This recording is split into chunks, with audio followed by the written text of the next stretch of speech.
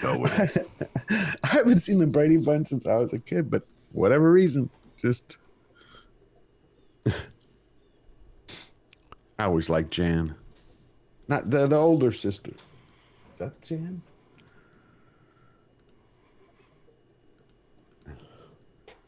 I saw your review as.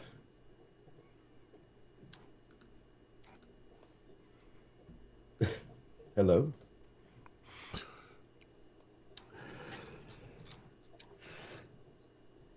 Can y'all hear me? Yes. Peanut butter and jam. Huh? Well, greetings, imagination connoisseurs. It's late, but we're here. I am, of course, your host with the most, Robert Meyer Burnett, and you know I'm your Duke of Dope Discourse, your master of fun and wonder, your viceroy of verisimilitude, a boy with a toy. But it's not a show. It's not a fully articulated show without my friend, my favorite Yorkshire man, my prisoner, as... Oh. How you My doing, number buddy? 6. I'm doing good. How are you? I am doing quite well. Quite well. And It is hot in the UK. what does that mean? 65? About 55. It's about 55. Well, It is. It's about 30 degrees centigrade in the office right now. It's pretty hot. wow, that's really hot. Do you guys have we have this thing called air conditioning? I know it's got a unique. fan. It's unique to America. Well, I want to get some portable air conditioning, but you've still got to put like a tube going out of the window, which means I would have to have the window open. Yeah.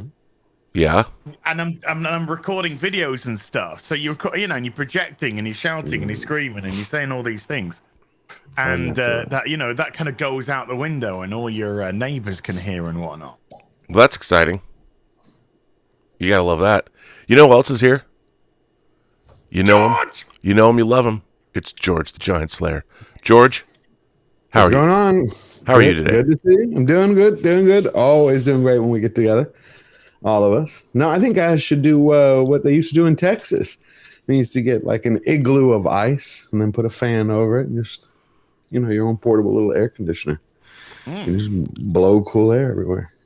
No, believe me, they still do that. People still do that. No, everything's going great. Have a few surprises for this week. Can't wait to share them with everyone. Was a little bummed out when I heard the War of the Rohirrim. The new The animated film. Day. Yeah, it's gonna shit the bed probably. Really? Other than that, yeah, because they're injecting feminism into it when that's not what the story is about. Into the War of the Rohirrim? Yeah, they're making the unnamed daughter that Tolkien wrote about, Helm Hammerhand. They're making her the protagonist. Now, they said they were going to have a female. Obviously, there's lots of female roles in it, which when I originally had reviewed it, I was excited. I'm like, cool, we get to flesh out another aspect of this world, kind of like going from the beginning of Rohan. But now they're like, no, this is going to be a feminist show. It's like fourth wave radical feminism. She's going to lead the whole thing. It's going to be about how these guys want to supplant the females in Rohan. They all got to come together. But it's so funny because Eowyn, right? She was badass. She was badass. Mm-hmm. See, did you stick to the story because he stuck to the story? For whatever reason, it's like everybody's brains has melted down since then. And now they have to go contra to what Tolkien wrote. That doesn't make any sense. I understand, I get the impulse. It's so funny though that isn't in the spirit of what Tolkien wrote. I think that's the thing. I mean, I'm of the opinion that I get everyone wants to be represented in stories and all that, but when you fundamentally go against the DNA of what the original creator wrote, it seems so disingenuous. I mean, isn't that what everyone's mad about? That when you go, because you change it. You're right, because what you're doing. See, I did a video about again how they were changing, rings, how it bastardized Tolkien, right? How it just basically used the name and names of the characters. And inside I have people saying, "Why do you care about color?" I'm like, I'm not the one who gives a shit about color. I want to see the black characters. They're called the Haradrim. I want to see all the colors of the world that Tolkien created. I want to see each one of those societies come to life. I don't want to see one palette chosen by the showrunners and go, this is what everyone's going to be. Let me ask you this. When we were all growing up, did you feel that most people in general were represented? Because I read a research paper last week which stated that between the late 70s to 90s, there was actually true representation because they would go by the advertising quota system. How many people bought dishwasher soap? They'd be like, okay, so we're going to have, that's like 82% white women. Well, that's what the commercials are going to be geared toward. Who watched action movies? They broke it down by census. Oh, there's 12% of black population. There's a 13% Hispanic population. They broke it down by how people consumed and spent their money, which seems a little bit more. I mean, look, as somebody who grew up watching Star Trek, I mean, some of my favorite, like, if you saw an episode like Court Martial, I've been thinking a lot about Court Martial, which is a first season original series episode. They do a Court Martial episode in Strange New World season 2. It's the second episode of the season. And in Court Martial, they go to a starbase. And the Commodore of the starbase was black, played by an actor named Percy Rodriguez, who went on and did a lot of voiceover acting in the 70s. It's his voice you hear in the trailer for Jaws. I remember as a kid, he was a very handsome man. And he outranked Kirk. And when Kirk is getting put on trial for malfeasance, for killing Ben Finney and ejecting him in the ion pod, like making a mistake. And I remember thinking as a kid that the way he looked, like his physical countenance, I guess, I loved that character. I loved his voice. I loved the way he looked. I loved his uniform. And to me, it was the fact that he was black in my mind it gave him more authority for some reason. Just my kid mind. I love that character. And so in Star Trek, when they would bring like Dr. Richard Daystrom, who created the duotronic circuits that ran the Enterprise, when he was on in the second season in The Ultimate Computer, he was played by William Marshall, who gained fame by playing Blackula, and Blackula, yeah.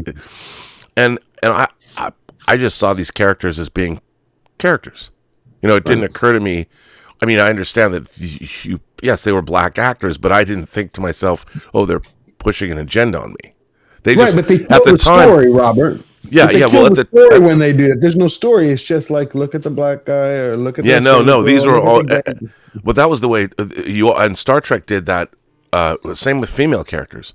When they would introduce female characters, they were lawyers or they were, okay. Occasionally, you got Janice Lester, who was a round-the-bend psycho who wanted to take Kirk's body away and become a starship commander.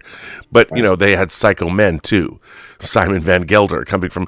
So to me, it was always they would put these characters, they would write, and representation was just done. The thing about Star Trek, what made it groundbreaking, is they never mentioned it. Right, they're just like, in the future, here we are. They just wrote good stories that had a thing to them, but I loved it. Yeah. But, I mean, what do you think? Do you think there was according to them, a true representation, either of you, as Robert, when it was based on consumer? This next generation has 7 main characters: captain, first officer. They have a counselor. They have a chief engineer, chief of security, ops.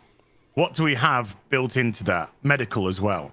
Well, the captain is Jean-Luc Picard, who is portrayed clearly as a exceedingly competent man who commands and demands respect from his crew. You have Riker, very competent first officer. He will challenge the captain, but once the captain has made his decision, he will carry out the captain's orders as a first officer should. Right. You have a chief medical officer who holds the same rank as Commander Riker. And it's a woman. Right. Did anyone complain that the chief medical officer in Next Generation was a woman? No.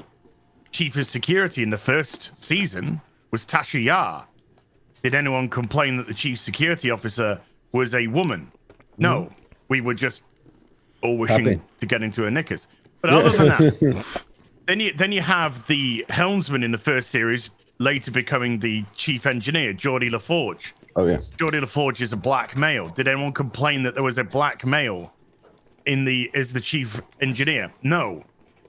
How do they portray Geordie LaForge? As a genius. Essentially a genius. Yeah. He was an exceedingly competent, exceedingly what's the word I'm looking for? No, you said it. This is what a very basic word that I'm looking for that I'm just not getting. Let's just say resourceful for now. It might come to me later. But exceedingly resourceful. He can think about solutions to problems which haven't even existed. You mean yet. think out of the box? Yeah, it was a different word. There's this very easy word that my brain's just forgetting. Then you have your new chiefs of security who took over, who was at Tactical, who was Worf. Worf is a Klingon, but Worf is also black. Did anyone complain that there's a black Klingon in the Next Generation? No. Nobody complained. Do you know what the one complaint, when I say complaint, was for the Next Generation? The captain's bald. Right, yeah. And people said, don't they have cures for male pattern? This is true, by the way. Don't they have This is true. That is the only criticism that I can remember where people were just like, they went with the old captain. That's a brave choice. People were mad that they didn't have a cure for male pattern baldness in the 24th century. Oh. No, but you know what was really interesting? I mean, I'm all for, I've always said, the more voices that we can hear, the more stories we're told. I'm all for it. You know, I grew up loving foreign films from all around the world. And it always, like, I don't understand when people say that like I grew up I loved Japanese science fiction. I loved wuxia movies from China, you know, mystical movies like Zoo Warriors, The Magic Mountain, that was one of the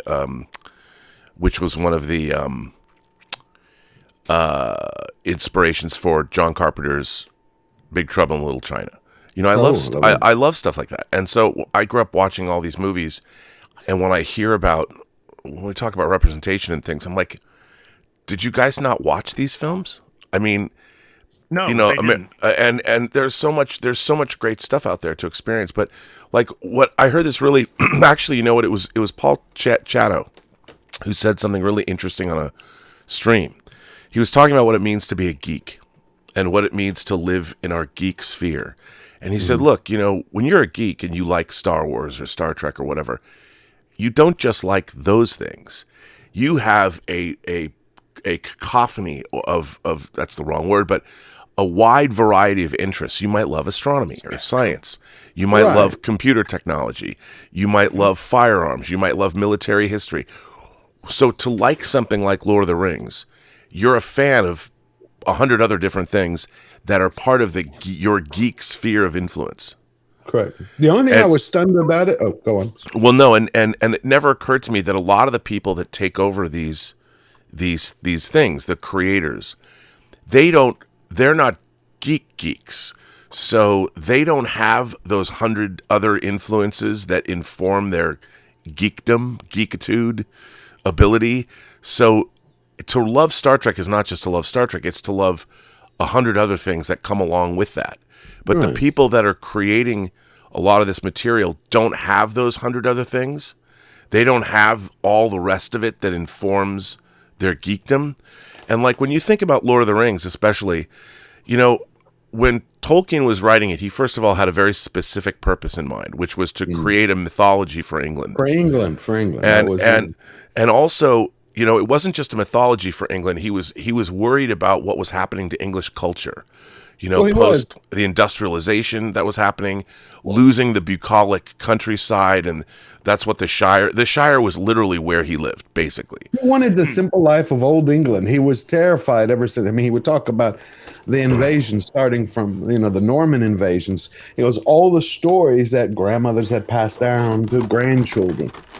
At every age, they were disappearing. He would only find bits and pieces. So he's like, okay, I want to create something that's real. Of course, he also wanted to instill what he learned in the trenches of World War I. Yes. Beautiful. What I was shocked with his decision with War of the Ring, because I really pushed it in the beginning when I was reading who was attached to it, is that Philippa Boyens, not only is she involved in it, she's one of the persons who made the decisions. I'm like, how can Philippa Boyens make that choice when she was part of Jackson's, Lord of the Rings? Like it there's a bit of a clash to me. It's like people who are trying to remain as pure as they could, and now they flip-flop. Yeah, well, I have to just say, as you've already shown this, I have not had this in hand. Oh, This is Picard's chair by Exo6. I'm waiting. I have a fetish for 6-scale chairs. Until you have this in hand, I didn't realize. I thought this was all hard plastic. No, no. Wow. So Wait, it isn't? No, this is like spongy material.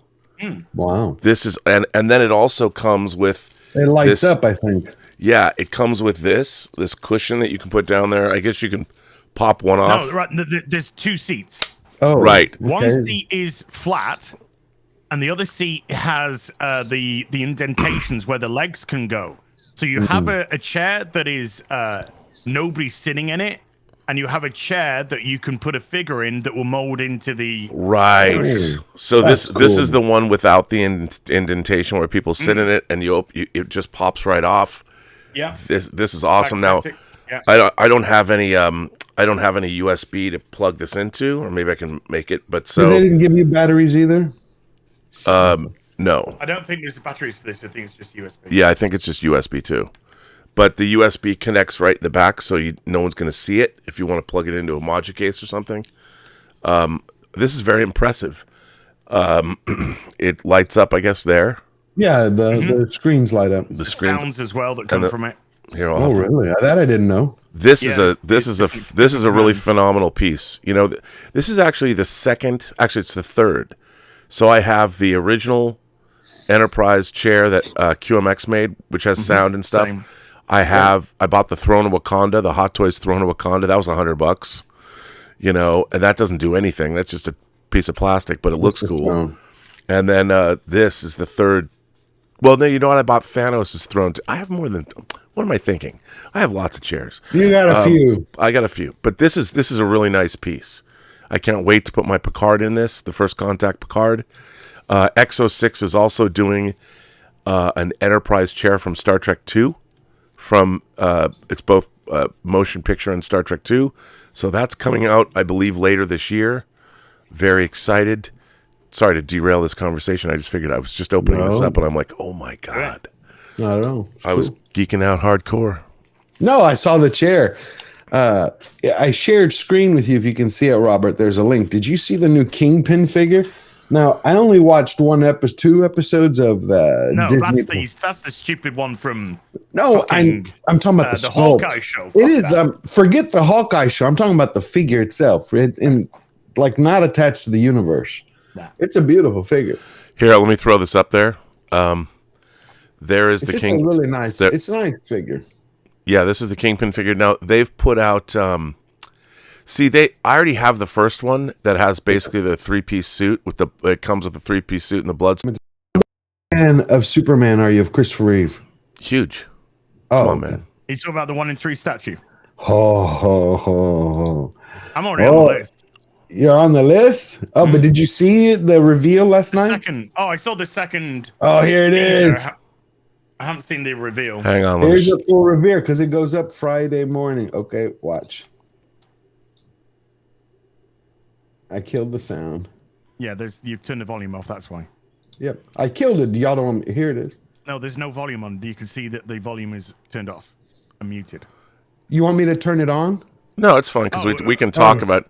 So this Right. is both Christopher Reeve. Yeah. I mean, it's I both get you. Clark Kent and. Oh my I just think God! the sculpt is off a little bit. Wow. Oh wow. my Yeah. God!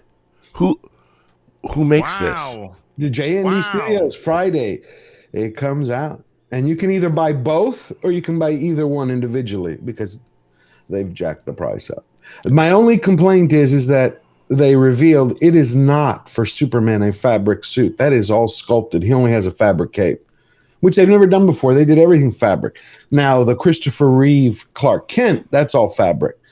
Plus they give him a watch, the briefcase, the trench coat, the newspaper, the hat. That's all real. But they said for what they wanted to do with Superman, that they tried material. When you listen to the video, They explained that they tried material, but it just would bunch up in places. It would wrinkle. It just wouldn't give the feel that sculpting would. I don't kind of get that because they did it with Henry Cavill, and he's got a fabric suit. So. Yeah, but that thing is amazing. Oh, yeah. Friday, you get one shot because they sell out in an hour once they go up for pre-order. Wow. And how much are they? What's the price point? $3 grand each? It's $3,600 for both figures. It's usually a $400 to $600 deposit. Now, for one, I think it's for one, either the Clark Kent or the Superman, I think it's 20. I think it's 23 or 2,400. I think we're going to have to admire that from a distance. I don't know. My house. They do monthly. My future house is way too important. Oh, of course it is. Yeah, I think that my problem that I'm holding back a little bit is the sculpt for Superman is off. He's got bags under the eyes, and it doesn't look. That's my only thing. Not the one where he's Clark Kent. Perfect. If you look at the Christopher Reeve sculpt when he's Superman, it looks more Superman, dark Superman. There's just something missing there. I didn't. Can you put it up again? Because yeah. I'll show you. I'll show you what I mean. Yeah, throw it up again, and I'll put it up. Oh no! Go right to his face. In a world, let's see. Give it to me, baby. You know what's really cool about X06? About their detailing. Everything. I love everything about X06, but they do. I just realized that. So each one of these it's two cushions have a metal piece here that fastens. Magnetic. Yeah, with a little magnet that's right in the front there. That's very clever. There you go. I shared it with you. Non-slip seats. Okay, hold on. Let me put this. I'm seeing the king pin. Oh, you're seeing. Hang on. I'll put the screen up. Oh boy. You see what I'm saying? Like he's got bags there. That looks more like dark Superman. I don't know. It's a little darker instead of like he should be that hope, that eternal hope that Reeves brought. I think that's an incredible head sculpt. Personally. Okay.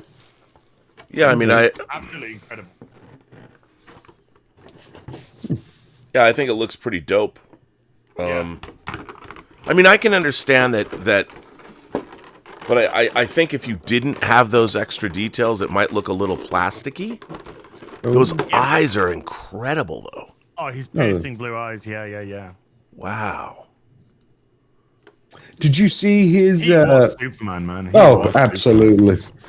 Did you see the interview clip that Bounding in the Comics shared that started to make the rounds with Christopher Reeve in an interview in England? Yeah. Where he was. Oh, you saw that about sequels and how agents and producers took over everything. Well, I mean, after you've done 4 Superman films, and the 4th one, of course, was done through Canon, and Canon were just a factory. Right. They were just a factory of pumping shit out. I mean, you know, that series went the Christopher Reeve Superman series. You have Richard Donner and Marlon Brando, and then it kind of all went to shit. I mean, Superman 3. Well, he was talking about Superman 4 because he was saying like there's no reason to do sequels. And he's like the only he goes, they just take everything they think that worked in the first one and they repeat it. And he goes, now they'll tell you, well, we're going to do it better than the original. We're going to put more money. We're going to make it with better. But he goes, he didn't explain one part, but we understand. He's like, there's a point where agents, he goes, and those type of people took over in Hollywood instead of the creatives. Mm-hmm. And he goes, the agents, they don't know what the hell they do. You know, like they're not talent. They don't know this is our complaint of today. Our complaint of today is that the film industry has been run by people that A, don't know the source materials that they're dealing with, the IPs that they're dealing with, and B, don't know film. Right. More importantly, the people that run the studios, most of them have actually never made a movie. Like they've never broken a script. They go directly from their Ivy League MBA program right to running the studios. So isn't that opposite what Louis B. Mayer said he wanted in a studio executive? Because I read it autobiography. He's like, you had to be. He goes, you had to know everything from the grip all the way up. Yeah, no, these people. And by the way, 34 years ago, when I started working at Warner Brothers, It was the same way. The people that actually ran the studios now, and they were all broken into the people that were highest up, that made the decisions about what movies were going to be making and how much money was being spent. They didn't work on movies at all. They'd never work, and it's the exact opposite. Sometimes you'll get a studio executive, like when I was at Warner Brothers, Lorenzo de Bonaventura, who he's a great guy, terrific guy, was very nice to me when I was just a peon, but he was very nice to me, and he went on. He's one of the biggest producers in Hollywood now, and he didn't know how to make films. And what they do is then they finish their stint as studio executives, they get producer deals, and then they go on to make movies. And it's a very weird thing. So you have the people at the top that they've never made a film, and they're making decisions now more than ever. It's on analytics. Like they'll test. They now, if they decide that they're going to make an IP into a movie, they have a whole analytics system that they'll run this IP, the awareness of the IP, should they make the IP. I thought they just used to they'd screen it for the audiences, different audiences. No, this is before they decide what they're even going to make. Oh, before they decide. Yeah. Gotcha. So part of, like, you might have a comic book IP. Like for instance, Eric July's Isom. You know, if a studio was going to look into Isom and how many people, the analytics wouldn't know, and you'd have to, if somebody at a studio said, well, you know, he ran this very successful Kickstarter, somebody would have to know all that, right, and realize that there is an audience out there, and but unless the analytics come up, they wouldn't make it. And it's really, if an IP is too old, and it's really frustrating. I mean, I think that what we're talking about, like for instance, we're talking about War of the Rohirrim, you know, and one of the things I think that I wanted to say this too, the thing about Tolkien was Lord of the Rings was as much, you know, the story about the passing of the age. It was as much about the passing of the age when he wrote the book, when he wrote those stories. He baked that into the stories themselves. And when you remove that, you're removing the soul of what Lord of the Rings is really about. And it might not necessarily be an overt message, but it's there. And if you don't have an understanding of what's the soul of that story? And so often now, when somebody picks up an IP, well, we're going to rewrite it, and we're going to make it more contemporary. We're going to, you without knowing it, you remove the soul of the story. Right. And that happens a lot these days. And when you watch things, I feel that happens a lot with modern Star Trek. You know, I've seen 6 episodes of Strange New World season 2. I actually will say that I thought 2 of the episodes are quite good. Because I remember you said just 3 months ago that Strange Worlds was like, you compared it to Discovery. Yeah, I don't. Discovery. Yeah, I'm not. I'm just curious. Did it improve? Did it improve from what it was? No, I mean my overall problems. Strange New Worlds, they are erasing the original series. The point of the show is to erase the original series. As a matter of fact, they talk about how it's canonical. Mm-hmm. They always have to dip back into Khan. Not only does this second season, they have a character that's a descendant of Khan Noonien I know. Singh.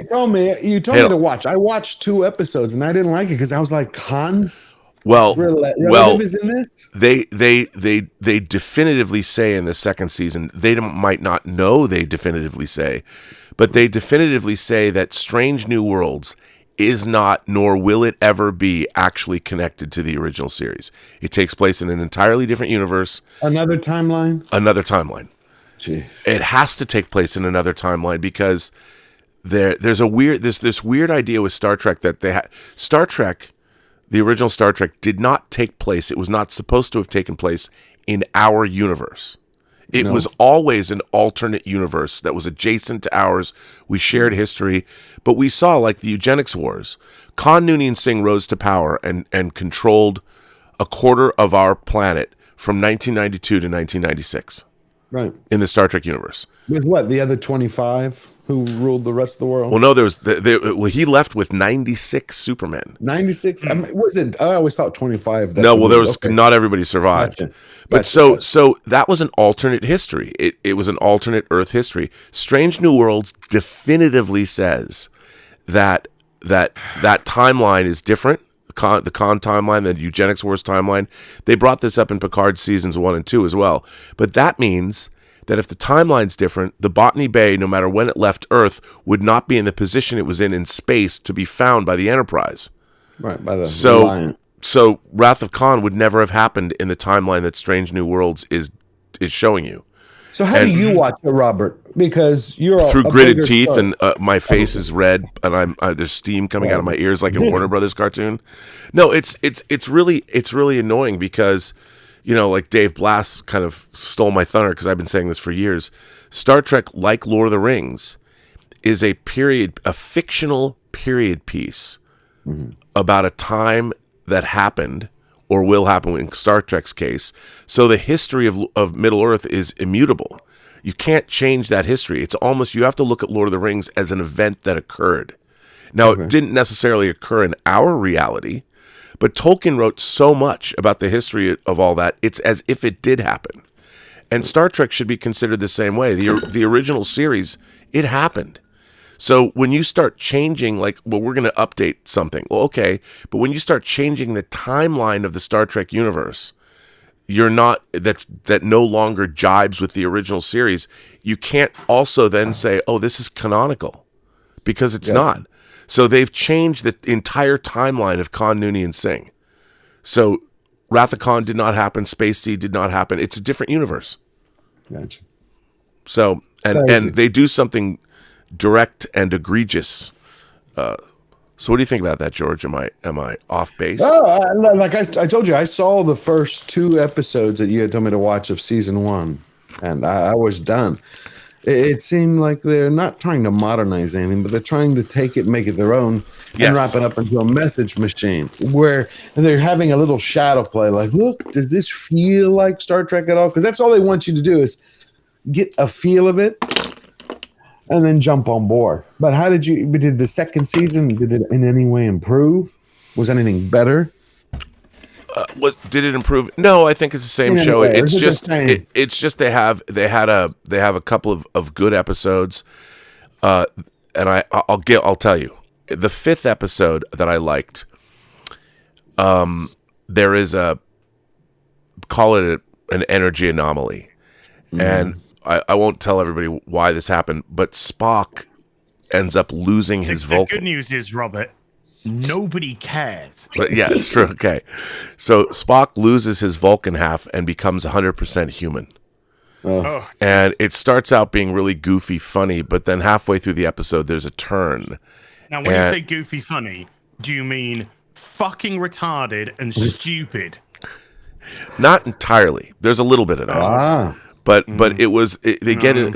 I will say this: the relationship that Spock has with his mother. They bring back Amanda, and they bring back the actress that played her previously. It's actually very touching, and I liked it. I against my better judgment. I was angry with the episode about 20 minutes in, and then it got better. So once again, they're fascinated with feelings on Spock. That's all they can do. The problem with Spock's character is all they do is play with his emotions. Because that's the only thing. That's the only thing that the writers. This. Sad. It's sad, don't you think? That's the only thing. It's like they only can take in one aspect per character. Like, okay, this is who he is. He's the no feelings guy. Oh, no, George. Yep. That's the only aspect they can take in to any character. Okay. Everything's got to be emotional. You are not dealing with an emotional crew. No. Well, and that's the whole point. This is the whole point of fucking a pseudo-military organization in space. Right, he's going around trying to explore. You wouldn't have an emotional crew. An emotional crew would be the worst thing that you could possibly have. Completely agree. That is why Next Generation works so well. That is why TOS works so well. They weren't emotional crews. They were put into situations where they were altered. Their minds were altered. That they were forced to do certain aspects. But when they were functioning as a crew on the Enterprise, it was a very strict chain of command. Yeah. Well, a lot of people Generation. Same with DS9. Agree. Same with Voyager. And same with Enterprise. Now we are dealing with feelings in space. Feelings first. Where the captain wants to be best friends with Ensign Go Fuck Yourself. Yeah, let's have a barbecue. Nobody gives a toss. Where some fat fuck is running around going, "Oh, I'm gonna win the bestest race," because there is no realism anymore. There is no realism. It's all the emotional. How you feel about it? The emotional immaturity of the writers putting their emotional, undeveloped brain onto paper and making a chain of command respond to immature, emotional situations. This is why Star Trek is failing misery. This is why Discovery is a joke. This is why Strange New Worlds is a joke, and the movies that came out under Jar Jar are jokes. We are interested in a proper chain of command. We are interested in proper situations where people have to adapt, think, calculate, and come up with solutions. That is the fascination. As Robert said earlier in the stream, we are not just interested in Star Trek. We're interested in problem solving. We're interested in the use of logic. We're interested in mechanics. We're interested in how engines work. There is lots of different facets which combine together to make our geekdom.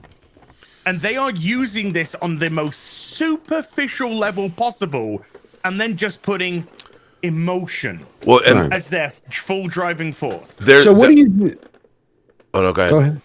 What I was going to say is we're having these problems now, but I'm bringing it right back around to Christopher Reeve. He had that interview when he was talking about Superman 4 in 1989, 2 years after it was released. So if that happened, so if he was seeing that in 1989, has this been going on since back then? It's just that we had a golden age of cinema and it covered up all this kind of like woke emotionality and killing the story. I think that there's different forces at work today.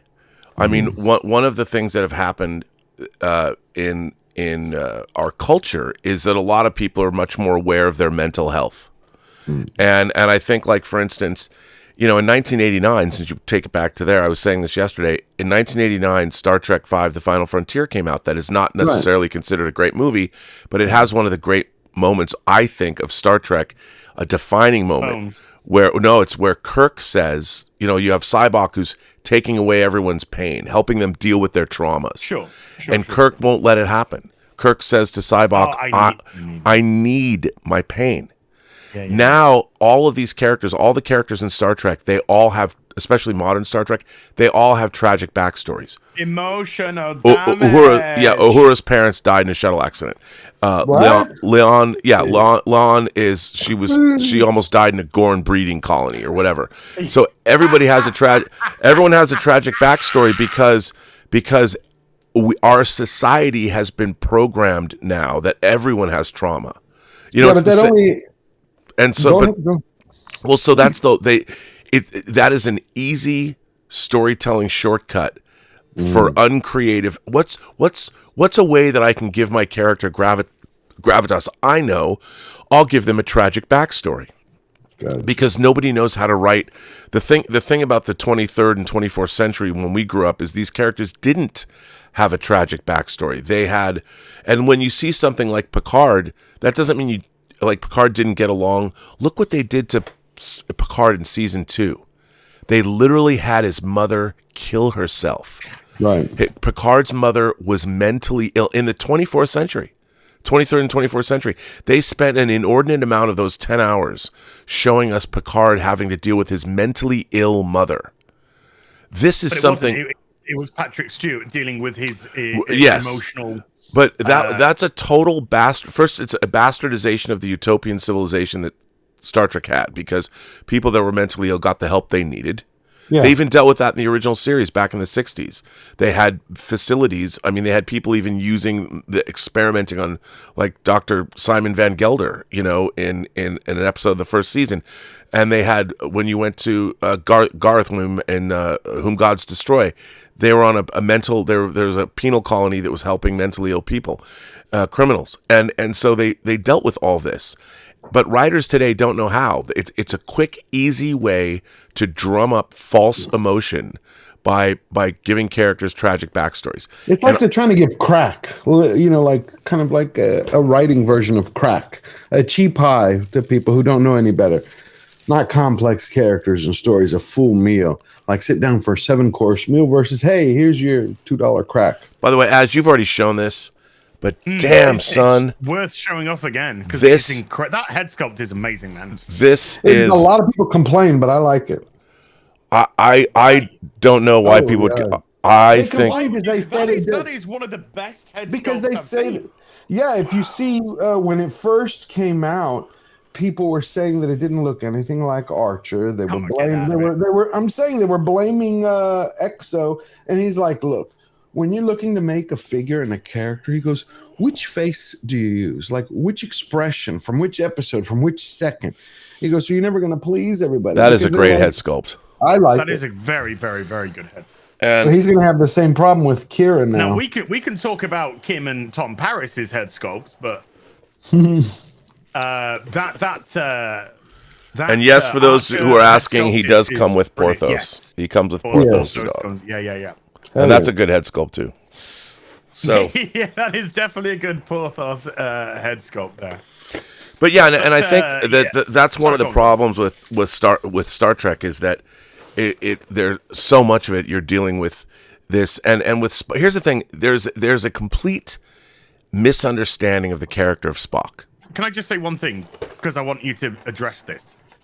But do you agree or disagree that when everybody is emotionally damaged, nobody is emotionally damaged? Well, yeah, I totally agree with that.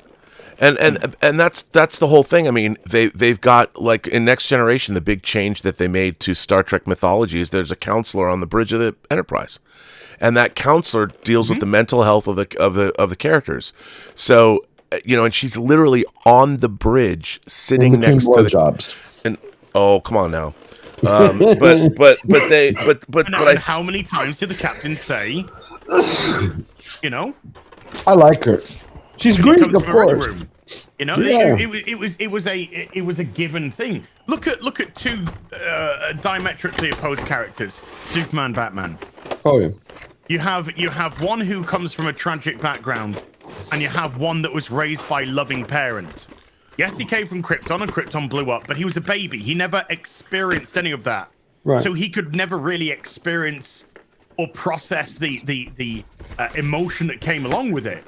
But when he landed on planet Earth, he was picked up by good people, Jonathan and Martha Kent.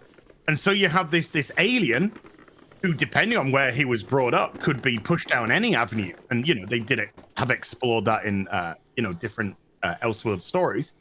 But he was brought up by good, honest, hardworking folk. And, right. And it defined who Clark Kent became. And instead of Batman being the character and Bruce Wayne becoming the mask, Clark Kent is very much real. Yes. As much as Superman is. Because the way that they're brought up and the manner in which their lives were sculpted, that makes for interesting storytelling. Because you are literally coming from very two different points of view.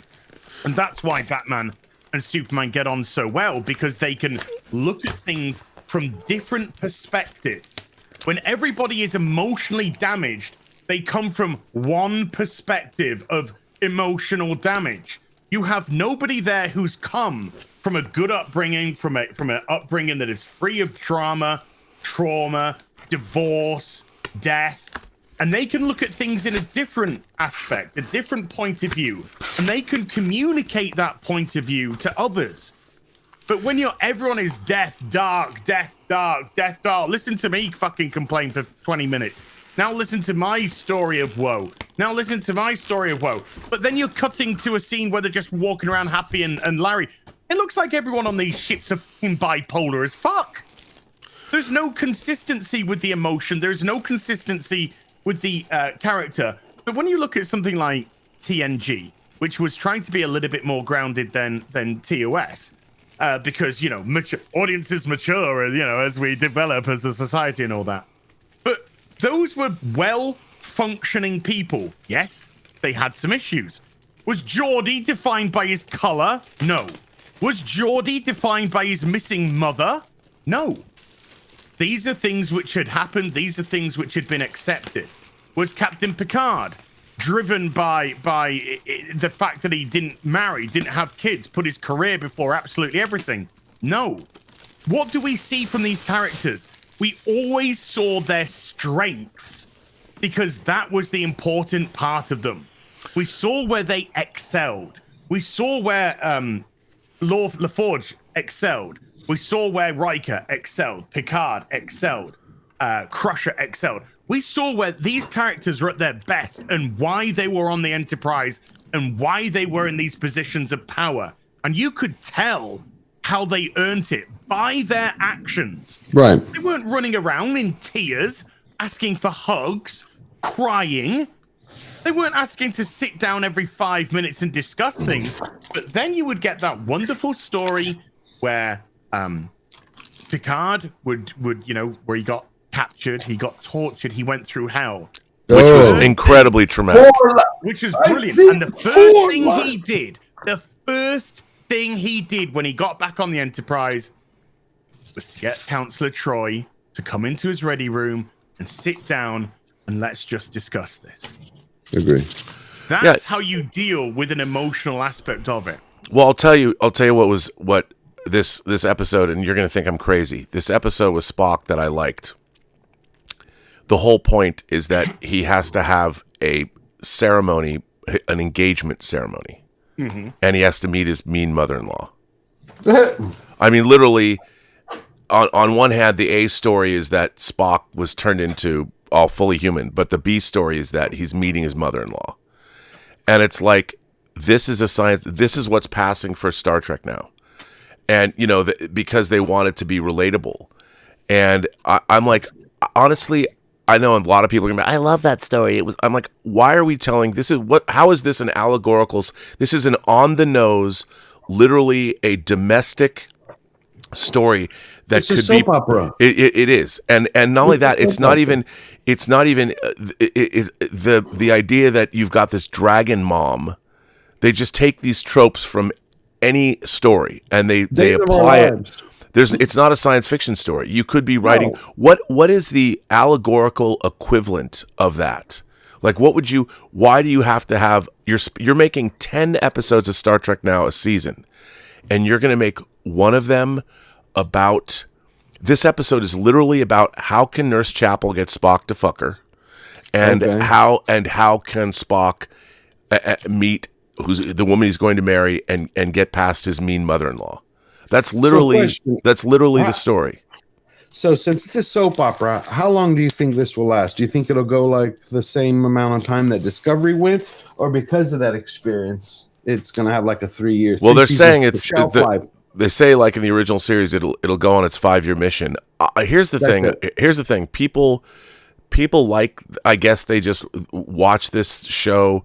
To me, it's so, the show is so schizophrenic. There's things, it skates by on the fact that people love Anson Mount because he's a very handsome guy and he feels like a real Star Trek character. My problem is once you watch them, they don't have any staying power. They don't have any resonance. You watch the shows and it's in one ear and out the other. Whereas like Picard season 3, when you watch the 4th episode and Riker explains to Deanna at the end of that episode, I've witnessed a birth here. And you've heard Riker, a character we've known, say, I looked at my dead son, and what was so great about Picard season 3 is that Riker is talking about this. He had trauma. His son died. And that's legitimate. And then he realizes through being out in the final frontier, he witnesses a birth. And he's able to be re-energized. The infinitude, the majesty, the wonder of the cosmos is what brings him back to a life. And he realizes that, yes, this is a horrible thing that happened to me, but I'm not going to let it consume my soul. I have to be out here in the wonders of the universe. And it's a cure-all. It will show you that there's more to life than you can be stuck in your trauma. And Riker says, this is ridiculous. And it was the anti-trauma message. It's like, let's get back out on the horse and get into the final frontier. And eventually what we're doing will solve all of our problems and will save the universe at the same time. Right. And that message, I don't think the problem with Strange New Worlds is the stories that they're telling are not memorable or resonant enough that you want to watch them again. They're in one ear and out the other. Like, oh, that was fine. It's like eating a Star Trek ice cream cone. Oh, that was really good. But an hour later, you've forgotten Ice it. cream is tasty. You're making it sound more like it's it's more like eating a shit stick. shit sandwich. It reminds me of soap opera. What you just said is soap opera. It's like it's 1:00 in the afternoon. The kids are at school, and there's a mom watching. It's like, oh, here's sci-fi for me. Like it's Days of Our Space. Yeah, somebody in the sector 3600 says that Spock's engagement was already established. Spock's marriage to T'Pring and all that, it does not jibe with the original series. Star Trek Strange New Worlds establishes itself. Oh, that's the nice. Steelbook, baby. Yeah. Or is that the Steelbook? Is that the Steelbook? Yeah, it is. Yeah. It's the Steelbook. Very, very nice. Very nice. Just came before the show. Popped in my letterbox. I got this. And I'm gonna watch. You did. Yeah, I'm not gonna buy the phony Captain America. Wow, that Captain America. Yeah, but it's awesome. This figure is it's the figure. It's the figure of the year. Figure of the year. Figure of the year. Figure of the year. Come on, dude. By This who? figure's- By Hot Toy said? No. He's not Captain America. After Steve Rogers, it was Bucky. After Bucky, Cap came back. After it's Bucky, the world lost its mind. Well, the world didn't lose its I mind. thought The Bucky world- was a great Captain America, by the way. A lot of people don't. Dude, this figure's awesome. I love it. This And is by a the great way, figure. I'm I really like the looking. show. Secret Invasion's getting good reviews. Is it out? It comes out next week. I love those scripts. Getting good reviews from who, Robert?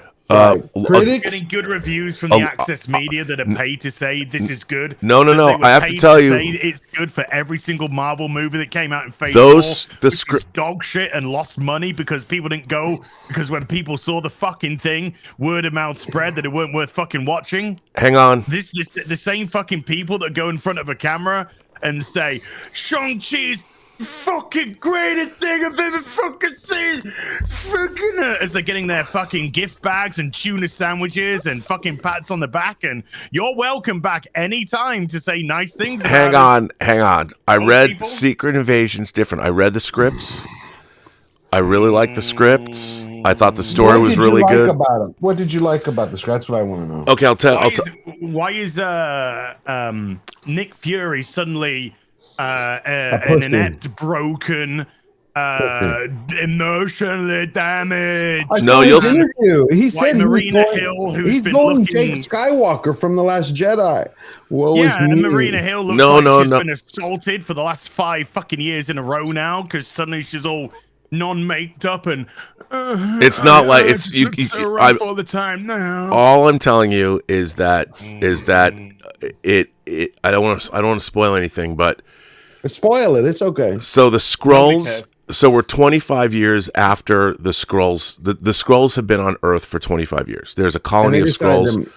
No, and there is a rebel Skrull leader that is tired of hiding. That says we You know why? we should have our own place. He's a revolutionary, and it's a classic story when he's like, "Fuck these people." Because they Wha- didn't let him make porn movies. That's all he wanted to be, was a damn producer, and they stopped his dreams, so now he wants to kill the world. I got it.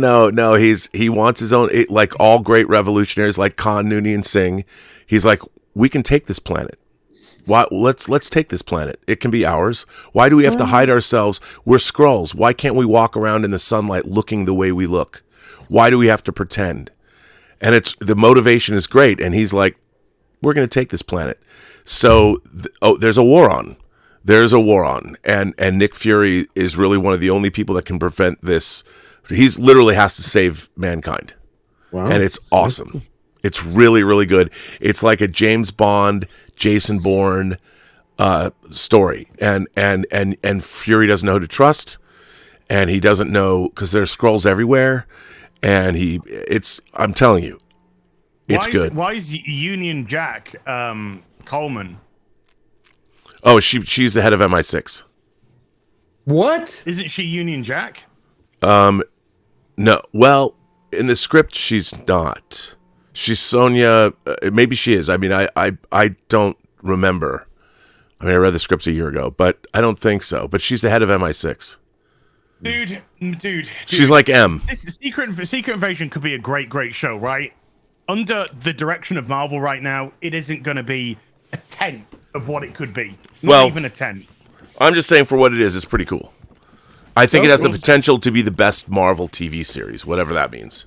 What is it that I heard? I was going to say, what does that actually What would you... Okay, here's a way, because we have to establish a baseline. If you're saying it's great, what do you think, Robert, is the best Disney Plus Marvel series to date, as of now, that everyone has seen? I would say probably WandaVision. I mean, because so it was... That's your 10? But here's the thing. WandaVision is so far removed from what Secret Invasion is. I would say it's more apt. The closest thing that I can say to what Secret Invasion is Winter Soldier. Captain America, the Winter Soldier. You mean Falcon and Winter Soldier? That one? No, the movie. No.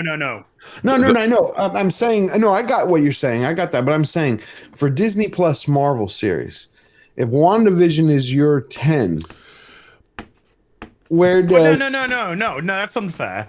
What? No, I'm trying to find out a baseline. Robert said Wanda was the one that he thought was the best. He's not saying it's a 10 out of 10 show. No, I wasn't doing that. No, I was saying as a baseline. I'm not trying to put him into a corner. I'm trying to see where the Skrulls fits in. That's all. Well, here's the thing.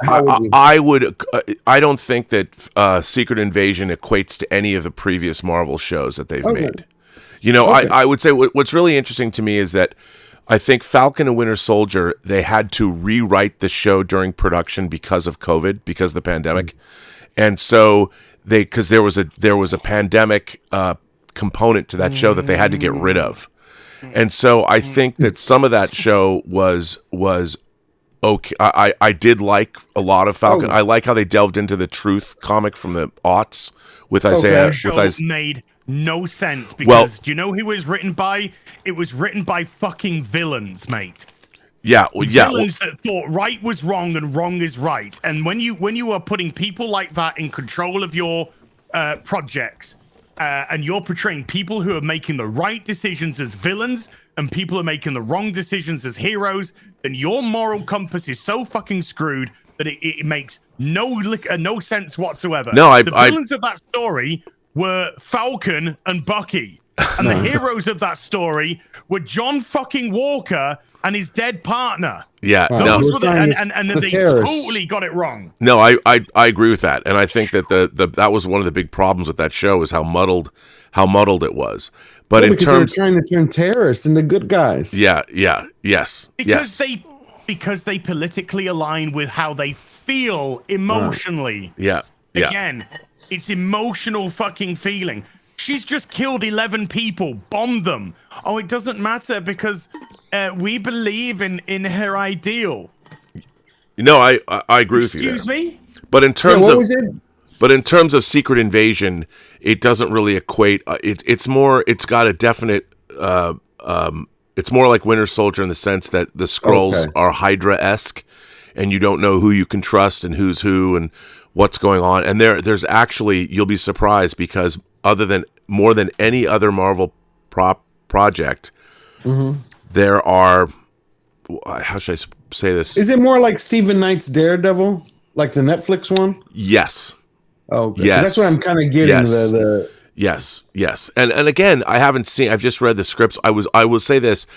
I was stunned by the first script. The first hour, if the first hour skews closely to that first script, it's stunning. I was pop. What do you want to say, Az? You want to put a current day Marvel Studios show in the same breath as Daredevil on Netflix? I asked if it's similar. All I'm going to say, because I could say a lot right now, all I'm going to say is good luck. Good luck. No, because to me, those are the best Marvel series to come out. Yeah. The Daredevil, the Punisher. Oh, I would, I love the first season of Jessica Jones. I thought that was awesome. First half of the first season of Luke Cage. Oh yeah, absolutely 0% of Iron Fist. No. And I think all three seasons of of Daredevil. Hell yeah. I don't understand actually why they killed off Cottonmouth halfway through. He was incredible. Incredible. Boy, how pissed is he that Blade's not coming out till 2025? That poor guy signs on for Blade. He's not going to be Blade. What? I'm telling you now, he's going to walk away from this project. He's a serious actor. I know exactly why he's going to walk away from this project. I mean, I could see that because he's been waiting to be in that in the film for years now. But what's holding it up? What's holding it up? Well, now it's the writer's strike. But they were going to go, and they got really far down the line, and they pulled the plug that the script was terrible. And they pulled the plug. Silent Hill 2. Oh. Picked this up from a PlayStation 2 collection. Bought this beautiful plastic protective because this is a very fragile and easily frayable box. We should go full screen for Ash. Full screen for Ash so he can show everybody his wares. Here you go, Ash. There we go. To pick this up in the condition that I've managed to pick it up in is pretty damn rare nowadays. And are you gonna open it? Really good, Nick. No, well, I mean, it arrived out of the plastic case. I created put together the plastic case and popped it in. It's gonna stay in there now. And I've ordered a plastic case for my my sealed copy of Xenosaga 2. Sweet. What else you get? Good. We got this. We got this that arrived. This is the only thing that's ever arrived from Sideshow that didn't have import fees because it's so light and so small. And it's Yoda from the Clone Wars. Oh, how in the world did you get that already? I've had it for days. What do you mean days? I've had it for days. I've just been waiting for the show. I've had it for about 4 days. Son of a bitch. So the Clone Wars Yoda. I'm fucking here in the U.S. I'm waiting for the motherfucker. I've paid off the motherfucker, and I still haven't gotten it. You're in the U.K. Yeah. Across the ocean, but somehow you get it. He gets all the Exo-6 figures first, too. Yeah. That kind of my makes sense. Ensign Kim's on its way, by the way, George. Just saying. Yeah. And this is the big one. Oh, boy. What? Oh my God, you got that. Wow. Oh. That's why, that's a beauty. That's a beauty. Dude. We should do a build stream. Oh, let's flip it around. I'm spinning around. There it is. Opened up. Sorry, wow. My light which shines on my face. That's nice. Tilt it a little bit, so. What's on the bottom? Oh, nice. Yeah. Are you gonna do a build stream? We should do a build stream. Maybe. Because I'm waiting for mine. Maybe. I've had that for days as well. Yeah, I'm sure you've had it for days. You ship somehow. I don't know what you do to these people. He gets everything first. Suck a lot of dick, George. Suck a lot of dick. Yeah, not that kind of great. As long as you're good at it. No. Well, it keeps arriving before you, so, I guess. Well, this came in for me yesterday, so I waited. Hang on, George. Wait. Let me get over it. What'd you get? You canceled, but I like the figure. Because I like Ahsoka from the Clone Wars, so I wanted the figure.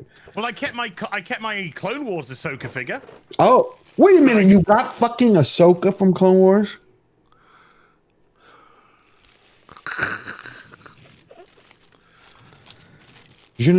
Nothing? You got Ahsoka already. It's in. This is a great figure. I don't know what No. I haven't got it, George. Okay. But I'm about to pull gas. I have kept the order because I've got my clone. Now, if they did a realistic Ahsoka to go with the realistic Obi-Wan and Anakin that they've released, or the Obi-Wans to come, but the Anakin that they've already released, and the Mace Windu, because the Mace Windu that's coming out is actually coming with Clone War van braces. Yeah, I know that's you're And talking I'm about gonna the put, I'm figure, gonna not put the the Clone enemy. War van braces on him and make that a Clone Wars Hell yeah. thing. So Hell if yeah. they did an Ahsoka to go alongside that, I would absolutely pick that up. But Well, next is going to be the 6 scale Clone Wars animated Dooku, I believe. ooh, nice. Okay, guys. This figure, this is easily one of the figures of the year. 100%. Which? This Captain America figure. He's getting his fake Captain out. Dude, It's not a real Captain of America is the problem. I understand what you're Dude. saying. It's not a good Dude. figure. look, first of all, the head sculpting. This figure is incredible. I'm going to put it all together. This is incredible. This is one of the figures of the year, man. Okay. It is. This figure in hand. Look at these fucking wings. All hard plastic. These wings are amazing. I can't wait to see how they work on the figure. I don't quite know how they're going to do that, but I got to. As we talk today, I will continue. This is amazing. This is Hot Toys at its very finest. Let me just say.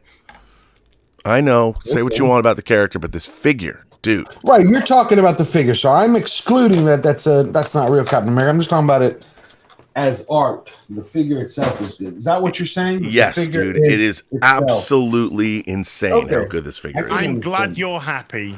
I am happy. I'm happy. That doesn't sound like I'm glad you're happy. That sounds like the.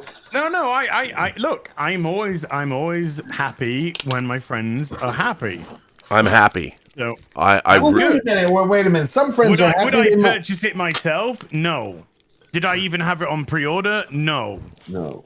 But there again, I haven't picked up any of the Ant-Man figures. I haven't picked up any of the Guardians of the Galaxy figures. I haven't picked up any of the Black Widow figures or the Eternals figures. Of course I'm not. That's none of that nonsense. All of that's gone now for me. I have no.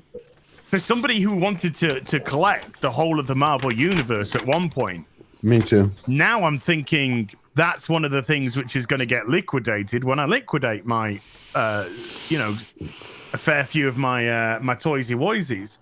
Well, what'd you think of Nebula? Oh, the new Nebula that they've released. Yesterday. That figure looks dope. Did you see that? I mean, it's I've seen them. Fine. But as a figure, I think it's too late. See, to me, if they'd have released that with the first Guardians of the Galaxy, I would have bought it. I would be in the exact same position as I wanted to have the entire Marvel collection. I had everything. I've gotten rid of it slowly. I had everything except for Captain Marvel. I refused to get anything with Brie Larson in it. I didn't get Captain Marvel, nor would I get Captain Marvel. No, but I'm saying up to that point, though, I had it all. I had collected it all, and then... I'm with you. I haven't got it all, but I mean, I even ended up no, I had it. canceling my Doctor Strange. And Doctor Which Strange Doctor was Strange? It would have been the No Way Home Doctor Strange. Gotcha. But I even ended up canceling that because I was just done with Marvel in general, done with Marvel and supporting that. One I like. Is that the one where he's making magic and he's got kind of like the that I like. I just dumped that, but no interest. The only thing I think the only Marvel thing that I'm still picking up is I'm picking up the odd Iron Man. Are you talking about the retro ones? Well, I'm talking, when different variant suit, like when different suits come out, or they decide to put out an already released suit, but in the die-cast range, gotcha. Then I'm probably going to pick that up because Iron Man's awesome, and Tony Stark was awesome, and Robert Downey Jr. was awesome. But in terms of the other stuff, like the Universal stuff, no, none of that affects me. And even on the 501st front. Oh, I like those. I love my 501st, but I'm just like, you're done with those two? I don't know if that's something I'm going to liquidate. Is the realistic 501st stuff, and keep the Clone War cartoony stuff maybe. Well, let me know if you ever liquidate it. Or the Clone War, the Clone War aspect. So I don't know yet. I don't. Obviously the 501st is from the Clone Wars, but you see they released new 501st. No, I'm not getting those. Okay, because they look a little off in the color. Yeah, the wrong color. It's the Kenobi 501st, which frustrates me even more. Is that they would because I could have picked up some more 501st troopers. But no, we're going to do them a different color than the actual 501sts are. Yeah. 20%, 25% different, George. Yeah, fucking 20. Yeah, I agree. Besides, Kenobi was one of the worst shows I've ever seen in my life. And I've watched a lot of bad TV in recent history. It was very, very disappointing. I'm really surprised they didn't have the freckled Jesus Savior in it.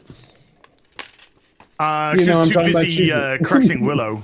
Willow, oh my God, she Crushing Falcon and annihilated Winter it. Soldier. Bro, come on, crushing man. Solo. God damn, this figure is gorgeous. You like the wings. What's not to like? No, you like, I said the figure, as long as you don't call it Captain America, it's a beautiful figure. So the thing that you like most about Captain America is Falcon. Now. Do they bend? Sorry, that was a cheap shot, but I couldn't resist. I'm sorry. They are fully articulated. Hey! But Look, they bend a lot, actually. Oh, man. I'm telling you, I feel like a little kid when I'm playing with these figures. This is peak Hot Toys, guys. Peak Hot Toys. It reminds me of I'll always call it Kingdom Come Wonder Woman. Yeah. As a matter of fact, I'm going to have them do it in the sky together.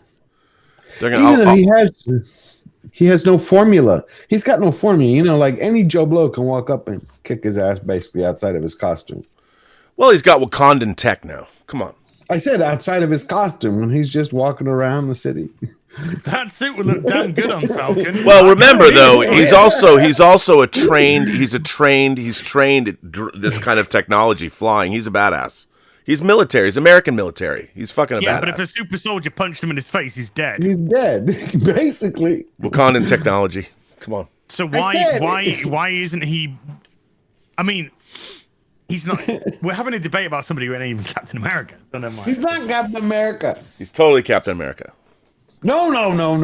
He's MCU's Captain. He's not Captain America. He was Captain America in the comics. He was. A few years and it ago, failed miserably. After the MCU said we're going to do this in a few years, now we got to do it in the comics.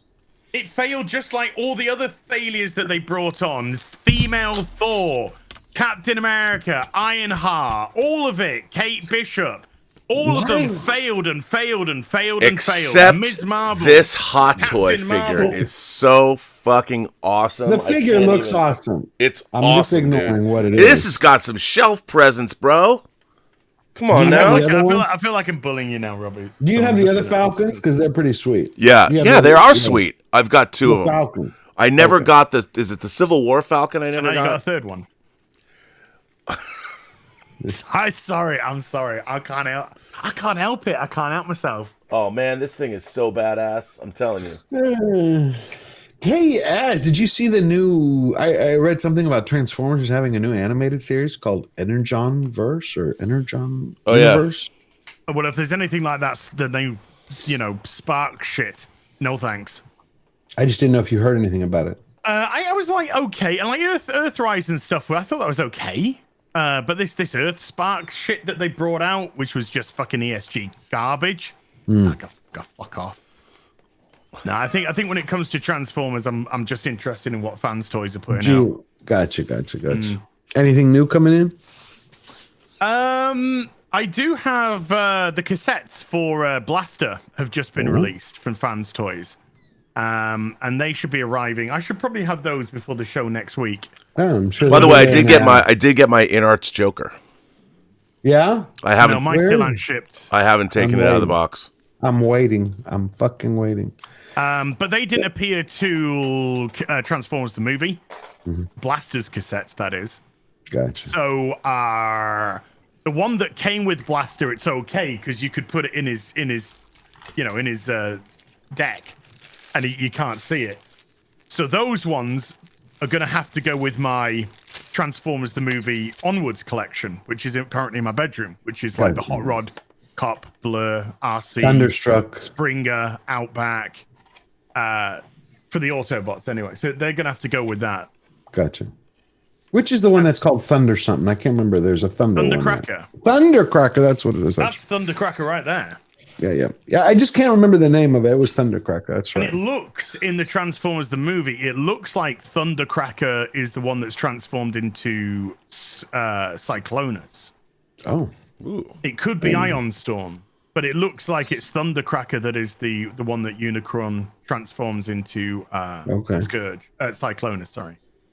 okay, interesting. That's cool. So you got a lot that is good that's coming in. It's just when I read that, I was like, I gotta tell Az. I was like, Energon Universe, like new series. It was in Bounding in the Comics. I think it said Energon Universe. I have to make sure because it's gonna drive me crazy. Yeah, I think you are correct, sir. Yeah, it is. Transformers and G.I. Joe find new comic book home at Skybound with new Energon Universe. And it's going to become a series outside of the comic books. We'll see. Comics in the West not doing very good right now.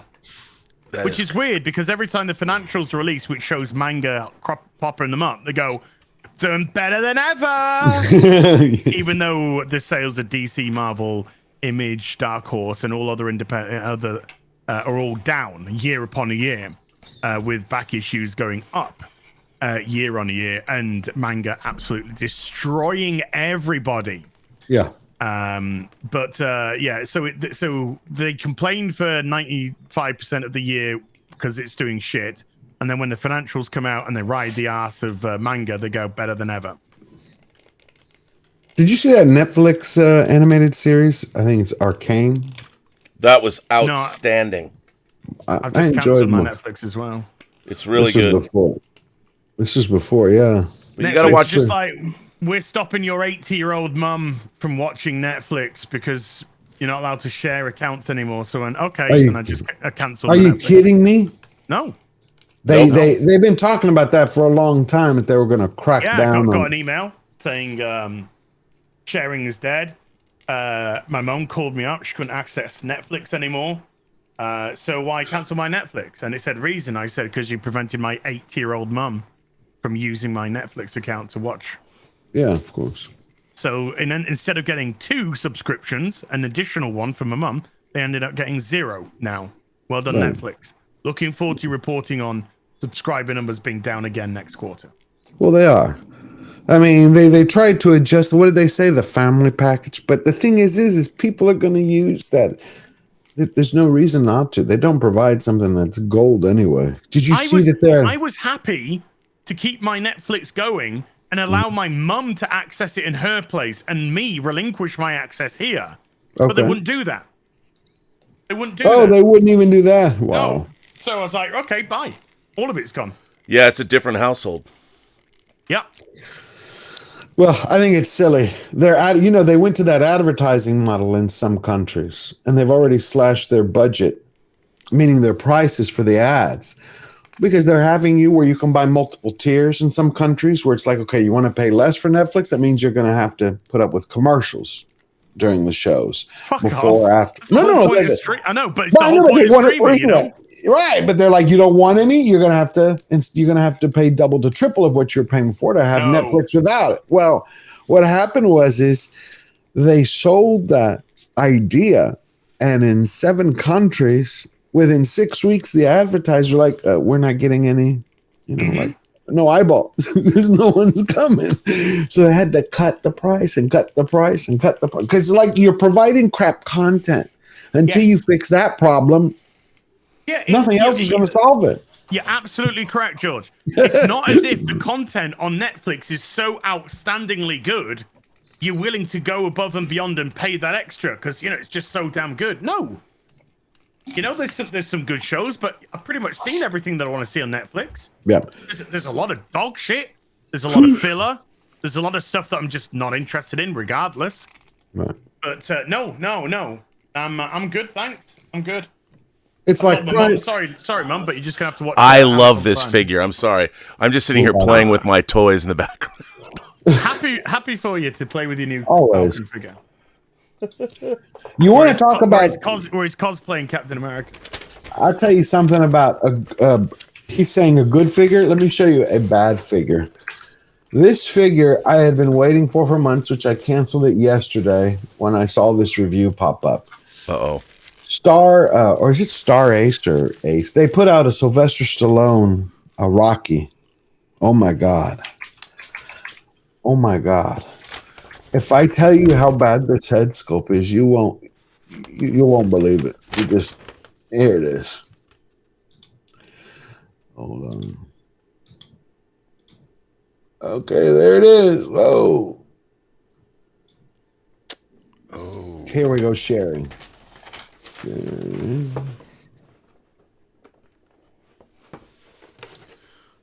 you click that, Robert?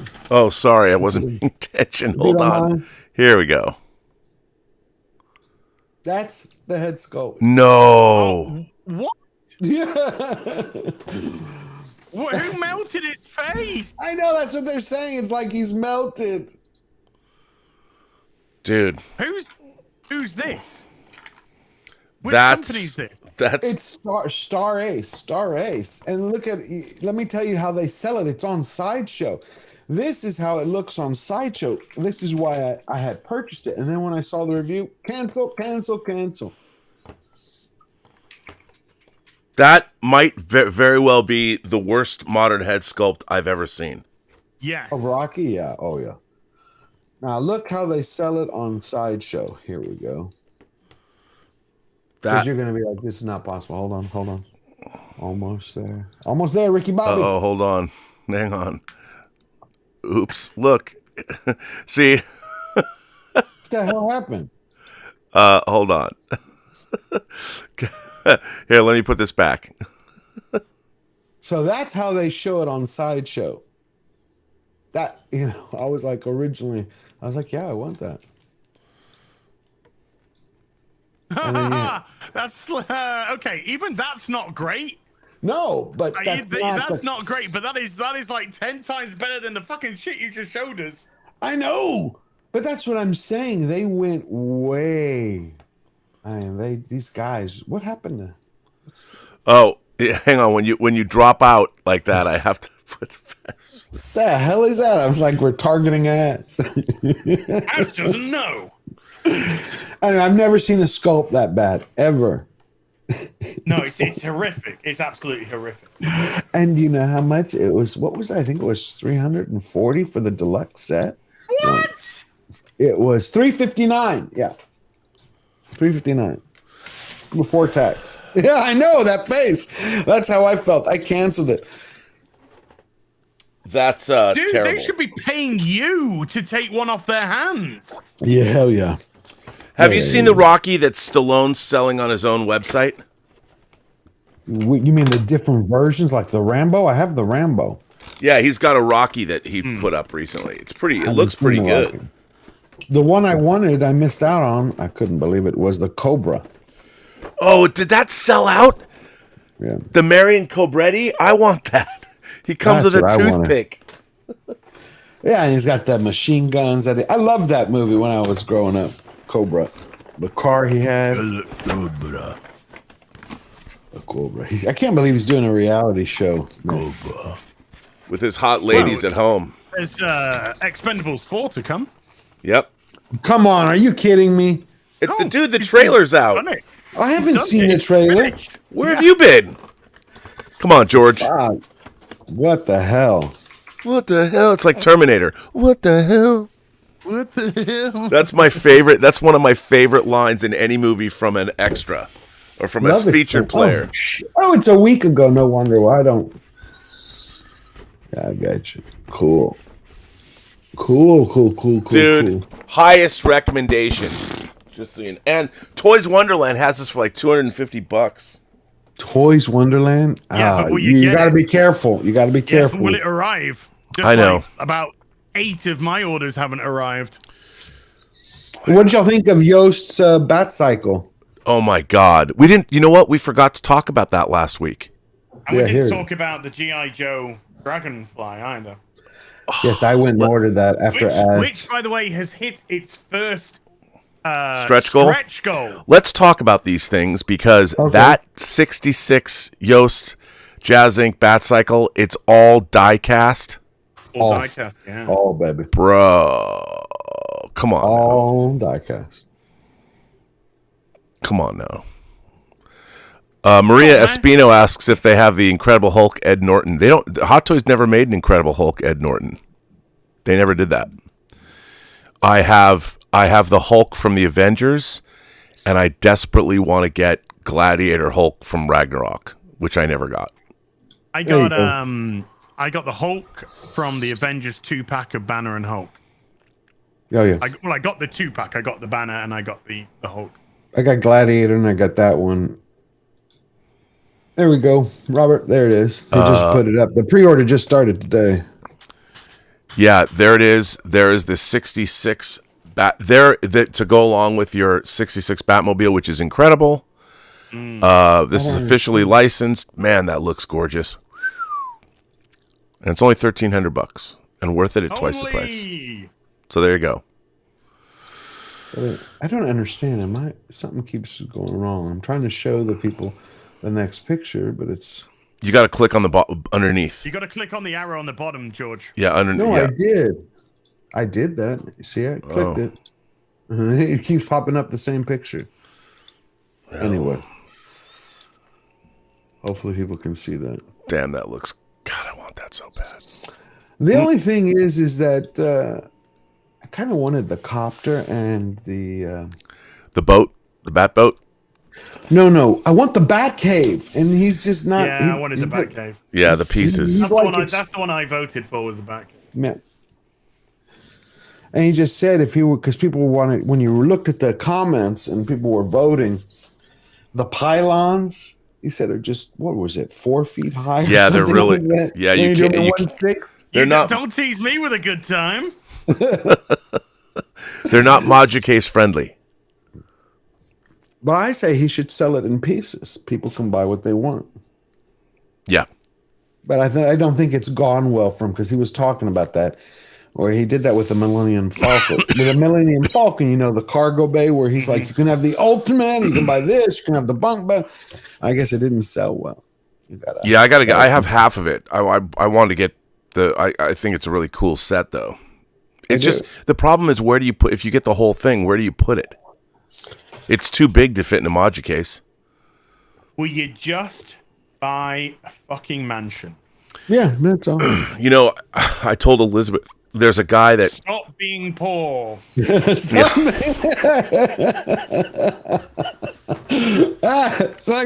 it, damn it. I told Elizabeth that there's a guy that makes a 6-scale classic TOS bridge, Enterprise bridge. Okay. And you buy him, guy, 7,000. Yeah, it's $7,000, but you can buy each section at $700. So you can slowly. And it was funny because she was like, she's like scrolling on her phone. I'm telling her this. I'm like, baby, it'd be awesome. We could build a giant lucite box, and we could put it in the box and stick it right in the middle of the family room. And she stops, and she looks up at me, and she just says, "No." Okay. No. Okay, and then we go back down and we start. I got an idea. Okay? Hear me out. You turn the bridge, you put it in a lucite box, and you make the top of the box a coffee table top. Yeah. So your bridge becomes a coffee table with a TOS bridge and the figures inside. And you know what? It's a really nice wood top, like a beautiful. And then when people come over, you put the mahogany on top of the lucite thing, so nobody even knows that it's there. You know, so can you imagine? It's like got brackets around the side, so it fits into the corners of the and remains sturdy. Doesn't get knocked. Yeah, and and can you imagine how big that would be? Big boy, it'd be beautiful. Oh, by the way, you were asking me last week. By the way, you disappeared. Where'd you go? Yeah, I'm having an issue with my camera. 1 second. You asked me about Captain Kirk's chair. It's on Amazon, but I found it for you. It's like $145. Yeah, I have that. Yeah, I have that one. I do have that one. I'm gonna be right back in 6 minutes. I got it. I'm having an issue here. BRB in 6 minutes. Okay. Hi. Show us something, buddy. That's from Heel versus Bay. I showed it all off. Oh. Show us something else. Yeah. Hey! Ba-da-ba-ba, ba-da. Okay. I got my VIP Lego summer set. Well, now what is that? VIP?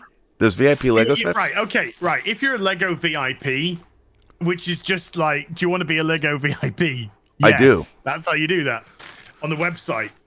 Then when you make purchases, if you go over a certain threshold of coin, they put in free gifts. So this set with pieces, which you can use for like summertime, and this came free with my Batcave. Wow. So yeah, it's just a couple of little things, but it's just nice. You know, that would probably sell on the website for like 20 quid or something, probably. Known Lego. So it's nice to just get a couple of freebies or whatnot. Oh wait, 2 seconds. Oh no, 2 seconds. 2 seconds. Bear with me. Okay. Okay, now that these guys are gone. Okay, I'm back. I was going to say how great this figure is. Okay. I'm just going to take some time, and I mean this. Yeah. Okay. Yeah. My friends, this is so good. Whatever. It's so good. Whatever. I'm going to show you something that's so good. Okay. Right. So I showed this off on my afternoon tea with Az the other week, but I bought this. A newspaper. Okay. Now on the back is the Verve, Lucky Man, the band, great tune, great album. Yeah, Verve the band. Because this is an issue of Melody Maker. Okay. Melody Maker. Yes, I do. Is that an old issue of? Well, I mean, it's got the Verve Lucky Man on the back, so we're talking 1997. I was gonna say it's 25 years old. Yeah. Yeah. So we're talking 1997 here, and the reason why I bought this is because if I flip to the cover, it is Lara Croft. Wow, love it first bite.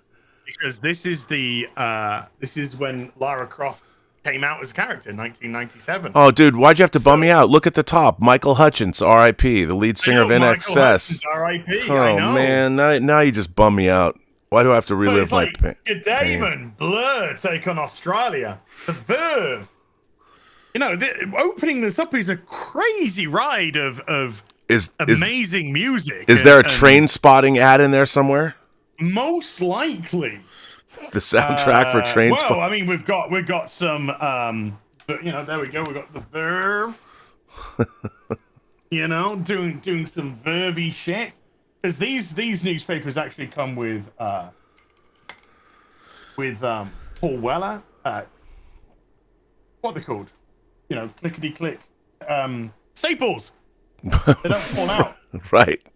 No, God, you know, it's so long since. So then we got some Pulp. We got some Jarvis there. You know. Oh, look at this Eddie Izzard when he was a guy. Hutchins suicide mystery. Well, we figured that one out. It got figured out, guys. He was into some weird shit, and it got out of hand. But there you go, Lara Croft. Wow. Metallica, dude, still going strong. Oh yeah. Oh no, what is it? Metal. What did that girl say on fucking TikTok? Metallica. This brand of Metallica. This must be a good brand because I see people with Metallica t-shirts on. She thought it was a fucking brand. So yeah, I picked that up and I'm gonna put that. Gonna get that framed. That's cool. Gonna get that framed to have an OG Lara Croft from 1997 fluff piece. Not fluff piece, but she was a cultural icon. And of course, you know, I'm working on a video essay of Lara Croft and Tomb Raider. So, yes. There's some super chats. Not many, but there's a few. Parth Trividi has been a member of this channel for 7 months. Thanks, Parth. Jason Love says, tisk, tisk, tisk. Summer averages around 33 Celsius here in Cape Town. You'll survive, as. No, we're British. We're used to overcast skies and chilly weather and rain. And then when it's too cold, we like to complain that it's too cold. And when it's too warm, we like to complain that it's too warm. Well, something tells me that we will survive. But it's Cape Town. That's just like Gloria Gaynor did. It's true. First, she was afraid, though. And then she was petrified. Our boy King Tannic. King Tannic is here. For those of you who don't watch the Otaku Experience, why don't you watch it? It's great. The new episode of the Otaku Experience drops at 2 o'clock today on this channel. Tune into the live chat, join King Tannic, and bathe in his anime knowledge, which is immense. Finbar Hooley, that's a great name. Finbar Hooley says, you like the script now? How many rewrites will happen after the WJ comes off strike? What happened to the arm coming out of the ocean? Forgotten? The arm? You mean the entire Celestial? The head, the arm. Look, I've been saying that a lot. I think one of the great problems with the MCU is they haven't dealt with, hey, Arishem the Judge. Who's that giant creature that's 3 times the size of the Earth, and why is he pissed off? It's just, I don't know. Why? I mean, this is one of the things that got me about that Secret Wars conversation with Nick Fury and Marina Hill was, she was like, the blip broke you, and it's just like, well, that's weird because you've never really addressed the blip at all in any capacity. So that's a bit bullshitty, They do get into that, but yeah, the geopolitical situation. How have the religions, like, how does the Vatican? What does the Vatican say about the blip? Now that you have the Earth has got a celestial cracking out of it in the Indian Ocean, Arishem the Judge has visited. We have extraterrestrials running around the planet. Thanos literally snapped everyone into non-existence, and then they were brought back.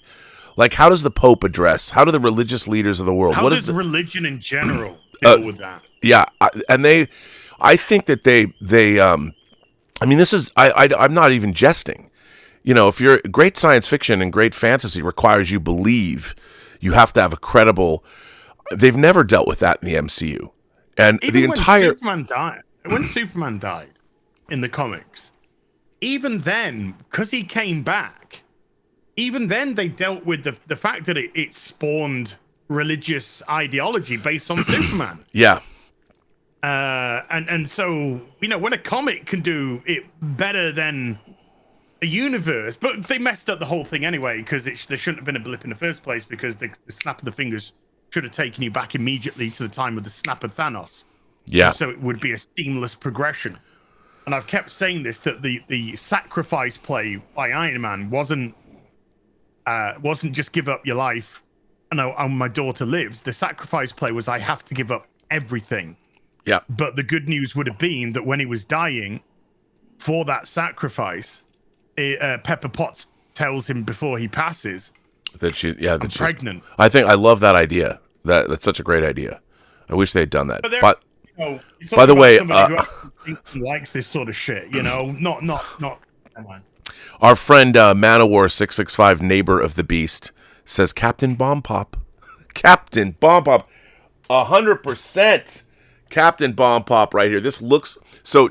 Did you ever have Bomb Pops when you were a kid?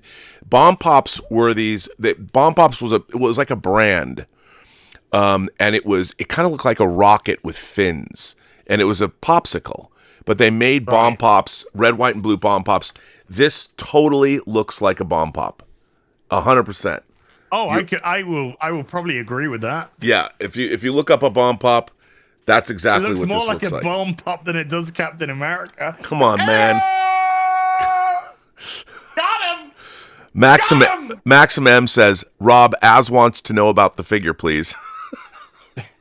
Are you talking about the candy? The popsicle. Yes. Are you back, George? George is back. Yeah.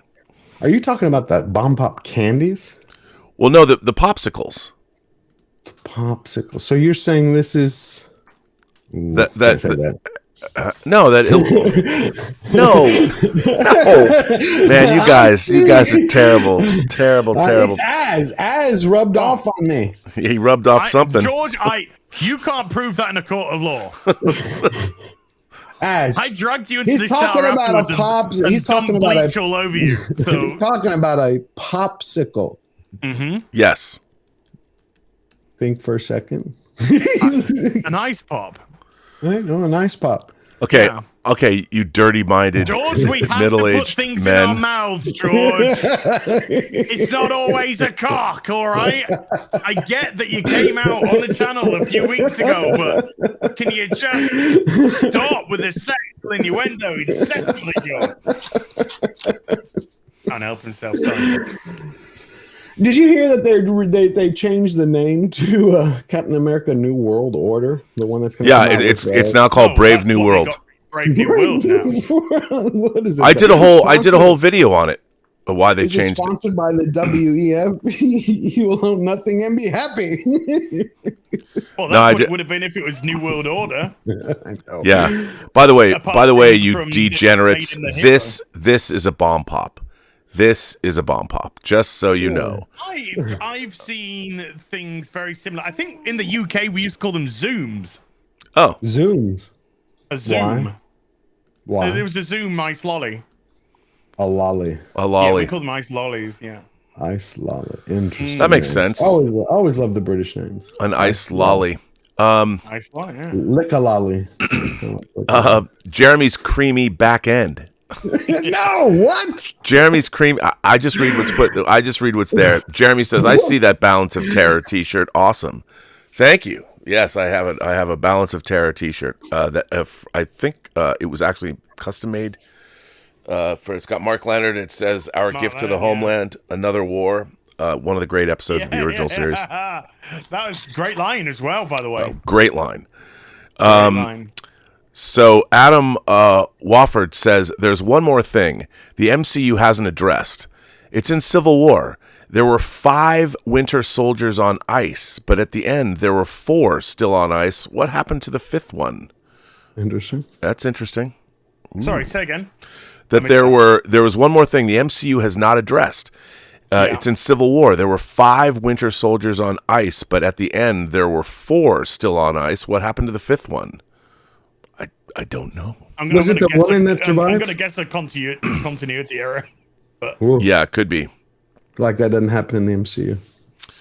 Come on, man. The MCU is at least great. Civil War was a great film. It was. Absolutely. You know, I watched it. Have I talked about how much I love this figure? I mean, come on, No, dude. please do. Oh, you want to see something else that I got that I think is Robert, kind of... I have a question. Who is it? This is Sam Wilson, Captain America. Oh, Falcon. Oh, that's Captain Falcon. Yeah, America. Yeah. I got so I got a guy, a viewer of the show. I got to figure out where did this go. I bought his like collection, and it was like these X-Men figures. But one of the things I keep forgetting was actually in the box. That was part of what I got from him. And I love this. I love this figure. It's the version of Red Skull that was on Vormir. Oh, that's nice. So, Okay. here, let me show you. I'll go full frame on this. Now, I believe that the company that made this probably just did a repop of the, here, if I can't even. Wasn't that Present Toys or Mars Toys? Because that was a beautiful figure. Here, I will try and show it to you if I can ever. Here it is. So here it is. So it is the spectral, ghostly, flying Red Skull that makes you give up your soul. And I'll tell you who made this figure. It is, I guess it is Mars Toys. It's just minifigure, and it's minifigure 001 made this. Here's the box. Ghost, Soul Ghost. And I think they just used the Red Skull head because this head is really great. Here's the head. That's good. Yeah, it's really good. I think they probably just popped, but I like it. I mean, I know it's got the raggedy. And it comes with just a few hands, but it does come with the Tesseract. Yeah, it's beautiful. Yeah, it's. What do you think happened to him? What do you think happened to him afterward? I'm just Red curious. Skull? Yeah. He got to go home to his condo. Once the Soul Stone was gone, well, I mean, you can have the Soul Stone. Can you imagine that poor? There's how they used to do the Marvel one shots on the movie on the Blu-rays. They would do like a 15-minute short. They should do a short about what happened to Red Skull after Endgame. Yeah, I'm curious. My favorite was the King. I would ask them to please not. I would pay them not to. Because it would be some stupid, silly, goofy, played for laughs, nothing serious anymore. Nothing can be taken at a ground level. No, just some dumb joke about him liking BTS or something. What if he became Thor's new roommate? Well, no, I thought they were going to use that to bring him back into the universe. That's why. It didn't really matter. I got my new Last Samurai in. Oh, now I have that. Is that the rooted hair figure? No, rooted hair is on its way, but damn it, it's not focusing. Hang on, let me because I have a Last Samurai figure and it's amazing. Is that Pop Toys? No. This is it's from Cult King. Oh, that's really nice. I have one where all the armor is metal. Sculpt. Yeah, that I'm waiting one from Viper. It's so good. I've been waiting for 3 years for that one, but as soon as it comes in, I'll share that. I love The Last Samurai. I do too. This artist named Viper, who now I believe is working for J&D making statues, or he's working for InArt. I can't remember which one. He made a Last Samurai figure. It took him 3.5 years based on the actual samurai armor. Like he made it in the same fashion. You have to tie everything together, every plate, all the armor. But what I liked about this was the sculpt. They spent a lot of money getting. It's really nice. Sculpt. Yeah.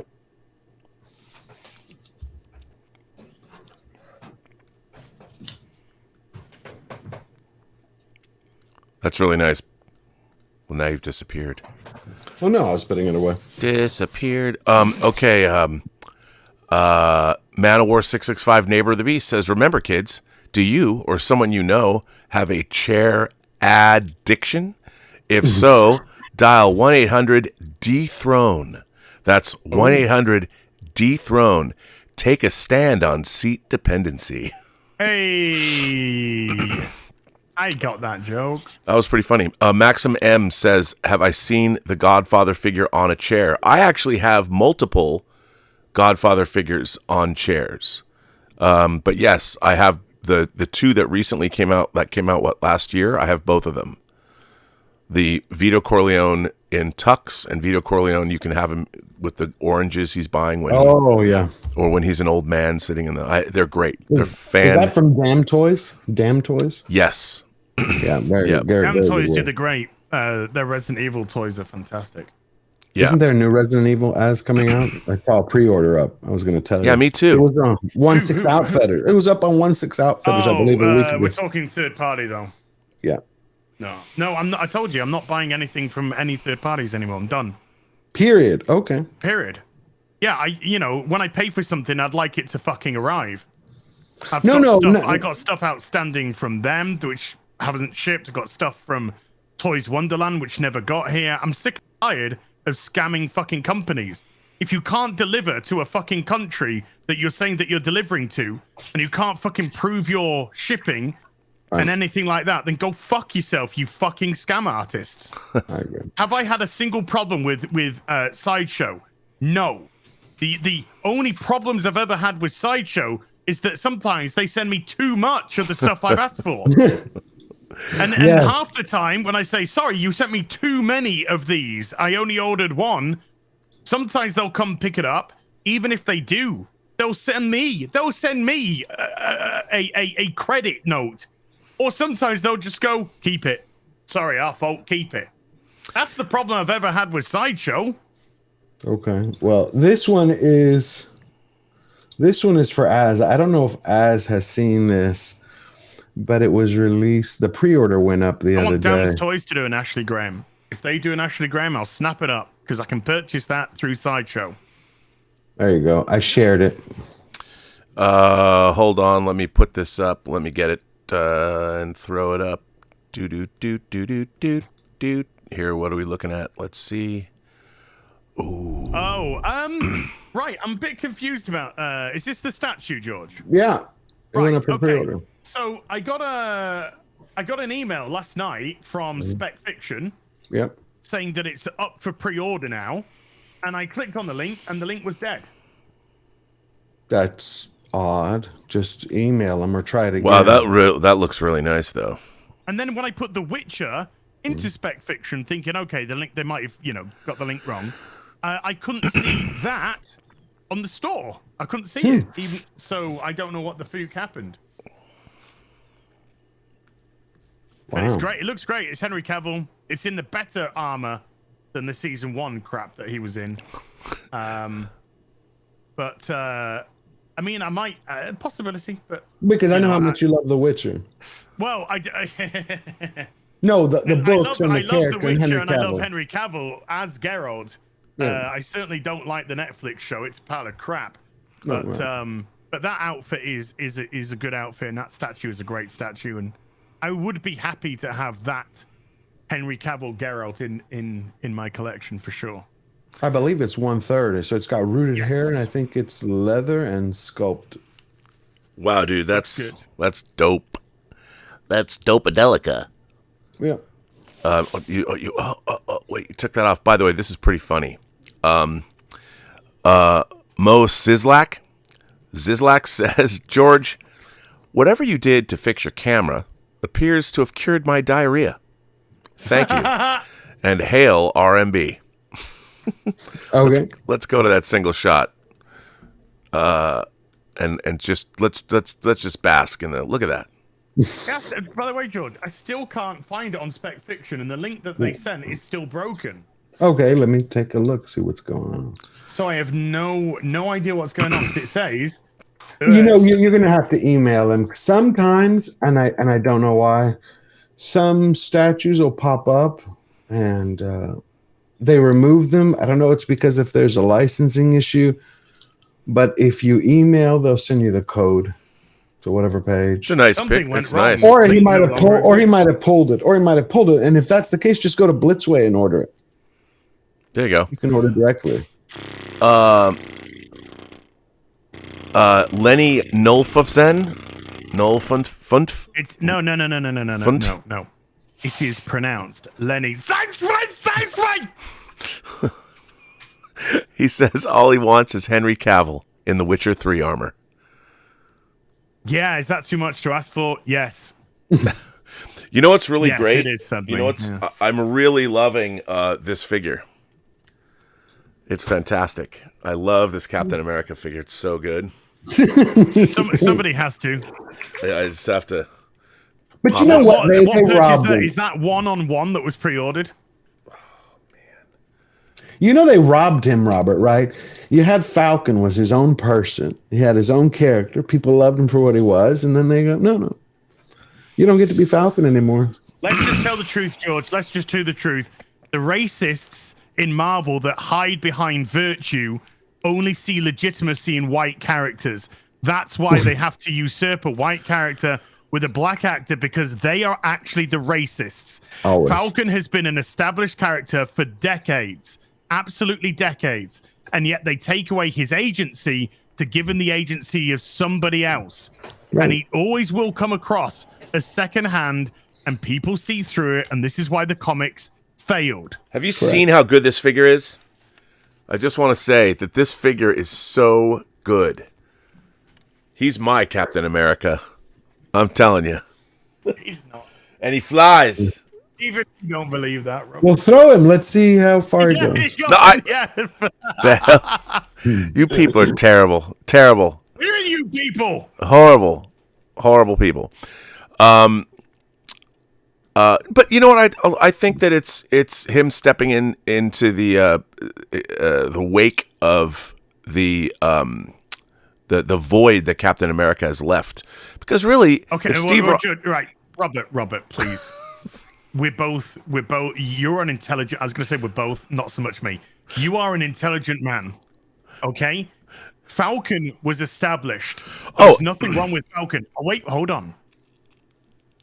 The Winter Soldier was a term that Bucky was trying to escape because of its negative connotations, the negative impact it had on his life, the negative impact it had. He was a murderer. He was a murderer against his own will. Right, not himself, right? Yeah. So it made no sense for Falcon to give up his agency as a character that was fully established and fully realized. And Anthony Mackie as Falcon was great. Yes, he was. To be passed the mantle as someone else, it would have made much more sense for Bucky to be passed the mantle of Captain America to escape redemption negativity and create a new future and redemption for the character. That is very sound logic. With racists, but that's what they did in the comics. That hide behind color, ethnicity, sexuality, and gender to push them, and they are just as bad as people on the right who denounce sexuality, ethnicity, race, and gender. It's two sides of the same coin. One says it outright in disgusting filth, and the others hide behind virtue as a shield. But let's not pretend exactly what it is. And these are the people who we're having to deal with. The only thing that's changed that Hollywood does is they don't say that they're racist. They'll call it representation. It's not bigotry. It's diversity. It's not prejudice. It's representation. But it's no different. You know what, though? I think the fact is the comic books did it well.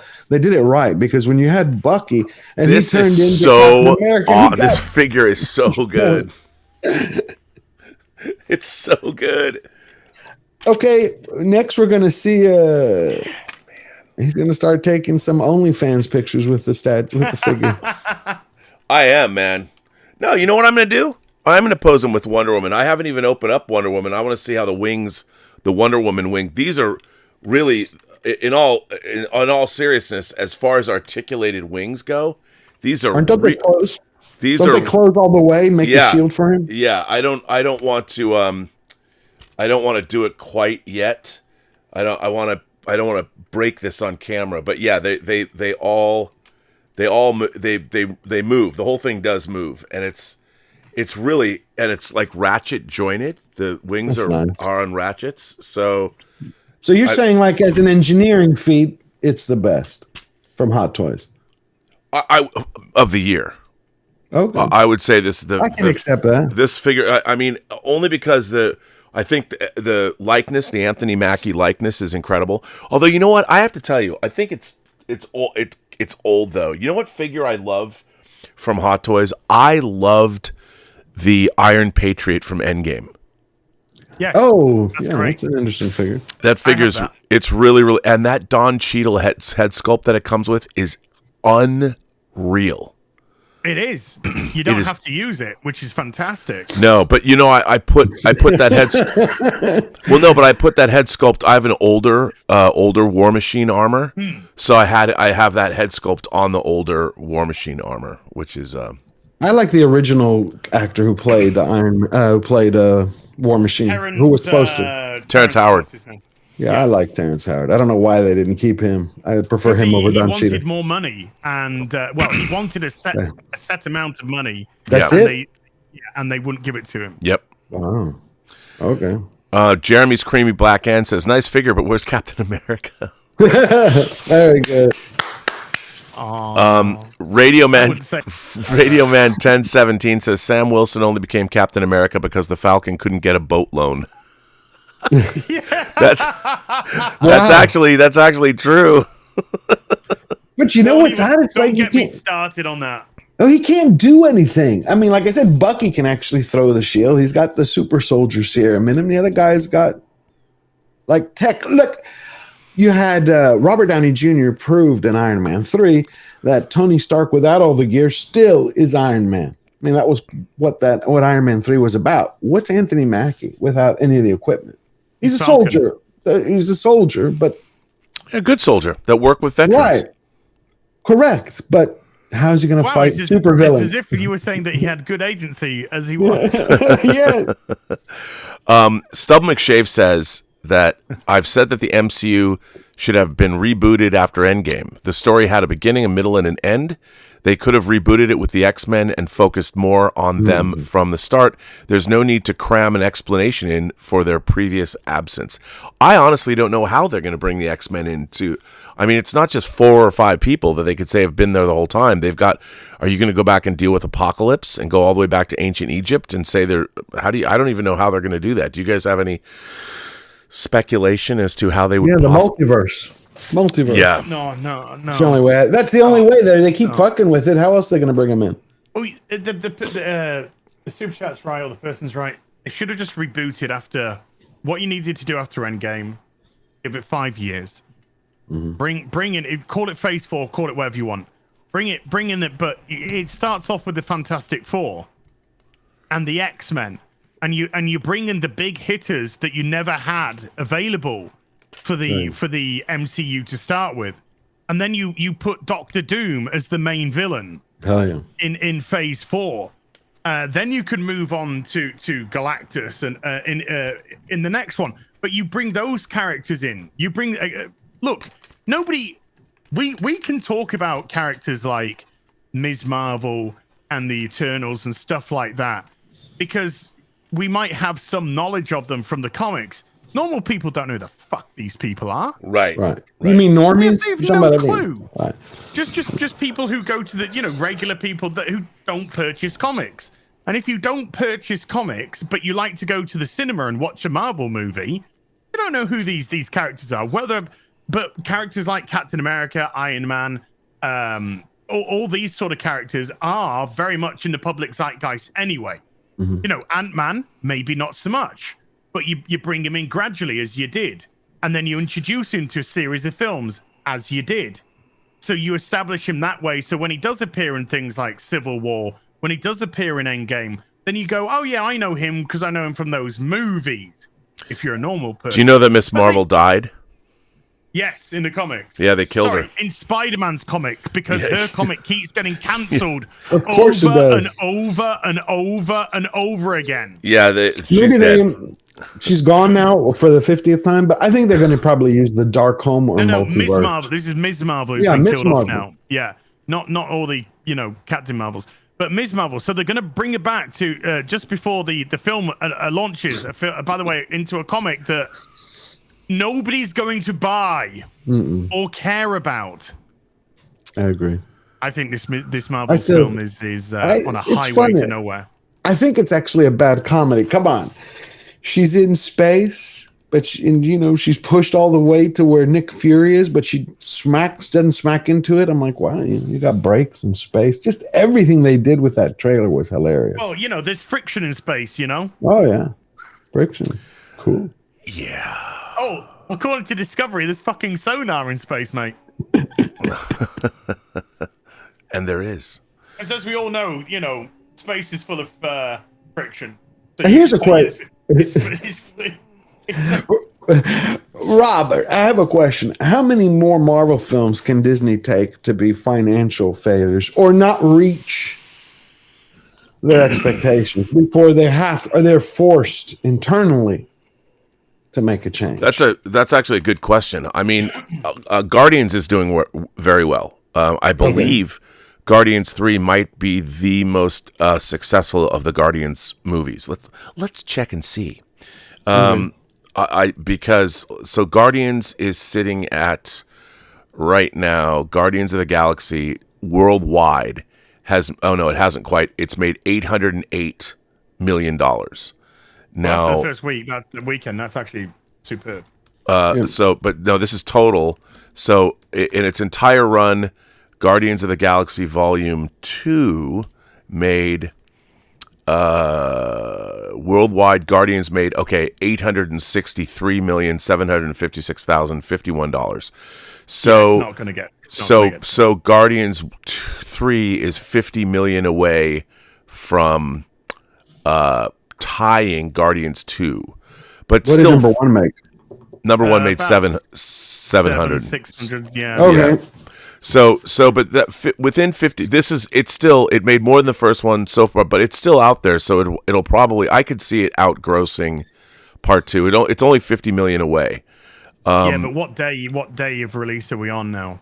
Yeah, it's They'll week. pull it after 45. Yeah, it's 41 days.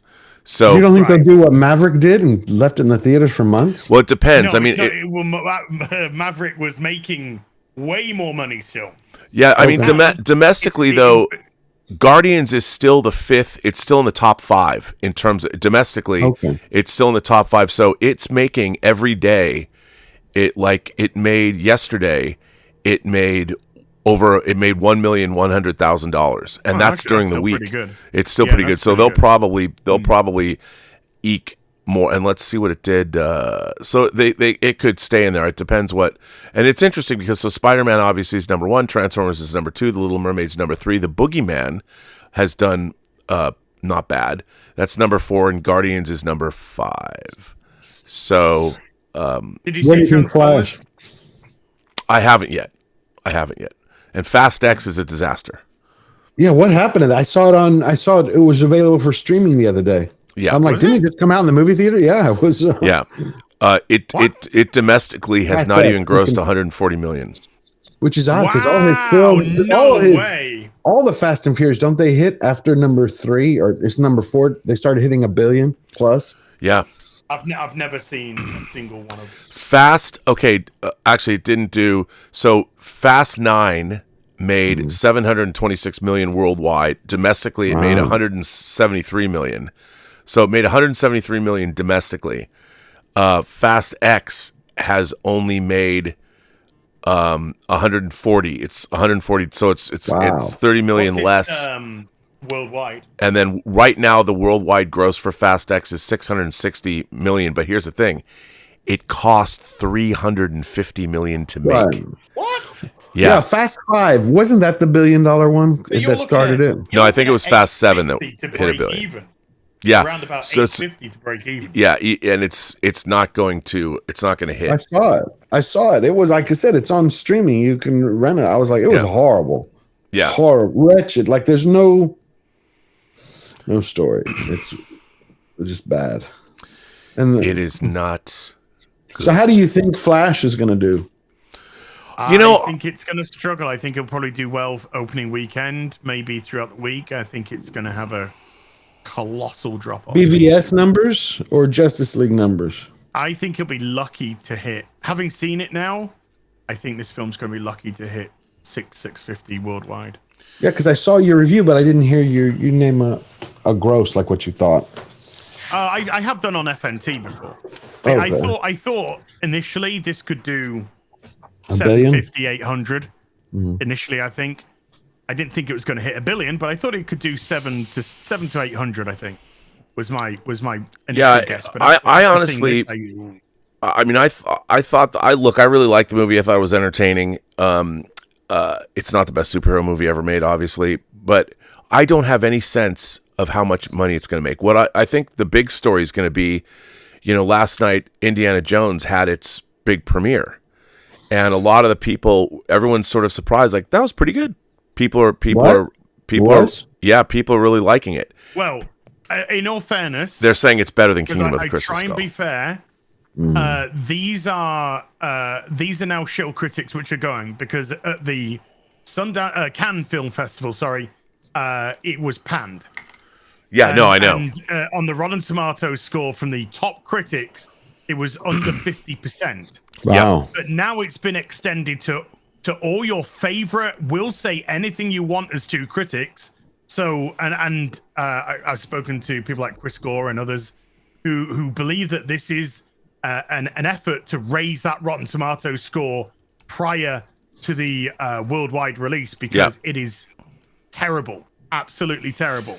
So I definitely have more faith in critics at Cannes than I do critics who go to this sort of event, get in front of a camera, tell you a lie because they want their access, they want their advertising revenues, and will inflate a score.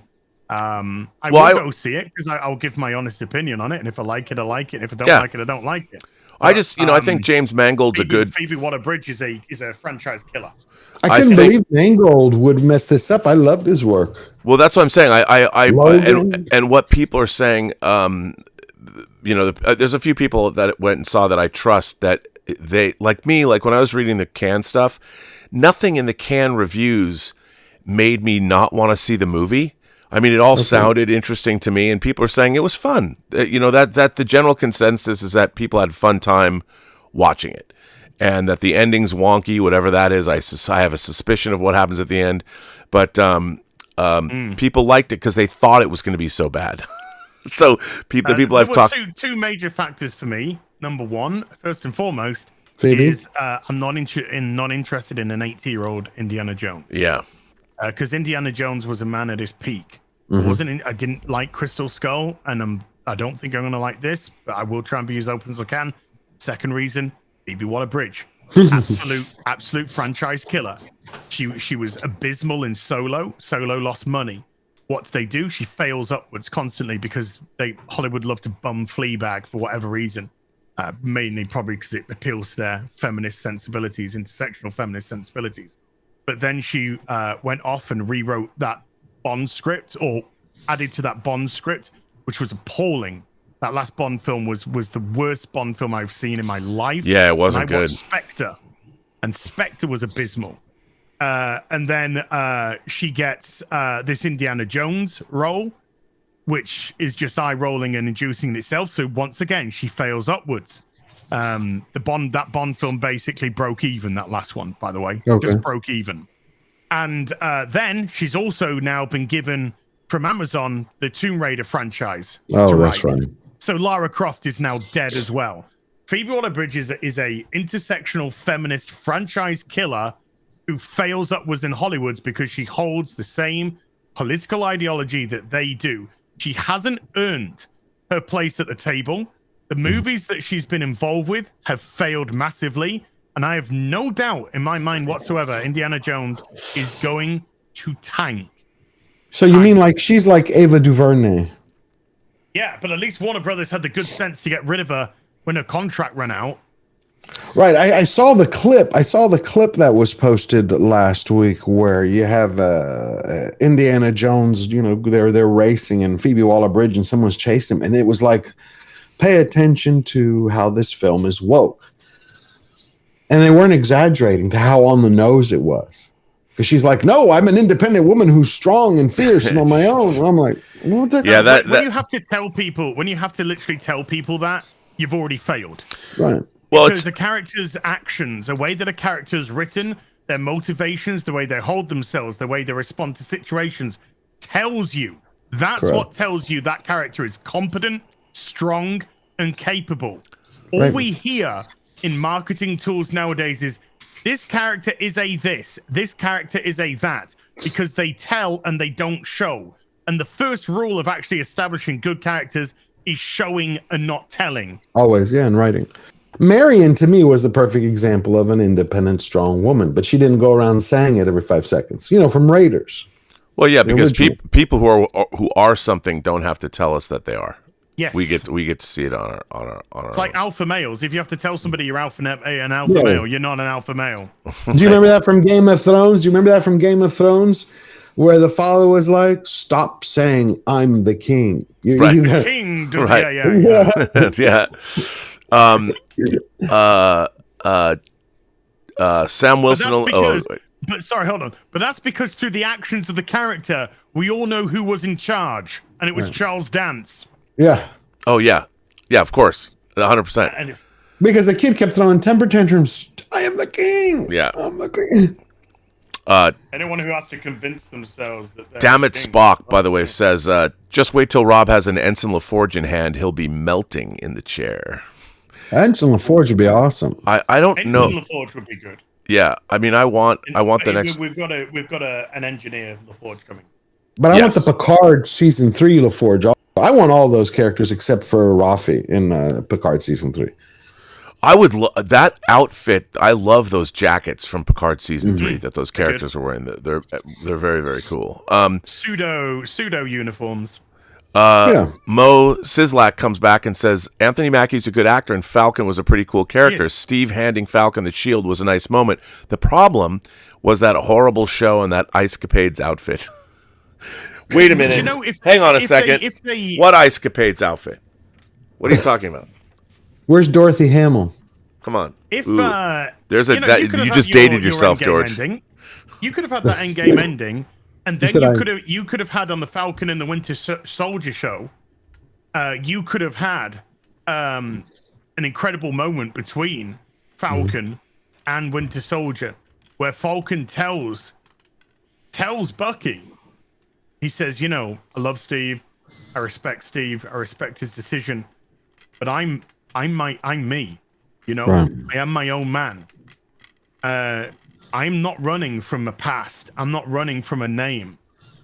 I know exactly my direction. This is for you. And then they could have teamed up. You could have had Bucky, Captain America, Falcon, and no agency has been taken away.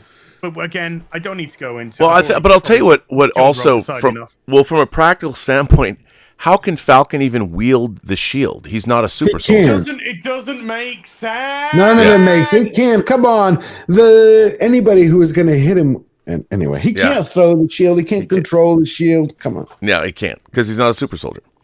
Actually, he also did something different. And I will say this, because since we brought it up and we're talking about it, what bothers me the most is how they're going to not continue portraying him. I listen to Anthony Mackie because I like the actor. I respect his work. He's a really good actor. He's a really good actor. I enjoy him. I didn't enjoy him in that one Netflix series because it was not his fault though. He was a good actor. Just Altered Carbon. Altered Carbon season 2. The first one was brilliant. The second one was shit. Anyway, but he said that in his portrayal of Captain America, he's going to bring a different perspective to it. And he said specifically a humanist point of view. He goes, not everybody's a bad guy who's bad. I'm like, here we go again with his moral relativity. That's not what Captain America is. That's what was said about Batman for the Batman. Oh, really? I've watched every Batman film, including BVS, multiple times. Mm-hmm. I've seen the Batman twice, and I just don't have any desire to rewatch it again. Anything you liked about it? Nothing. No, I did. Right.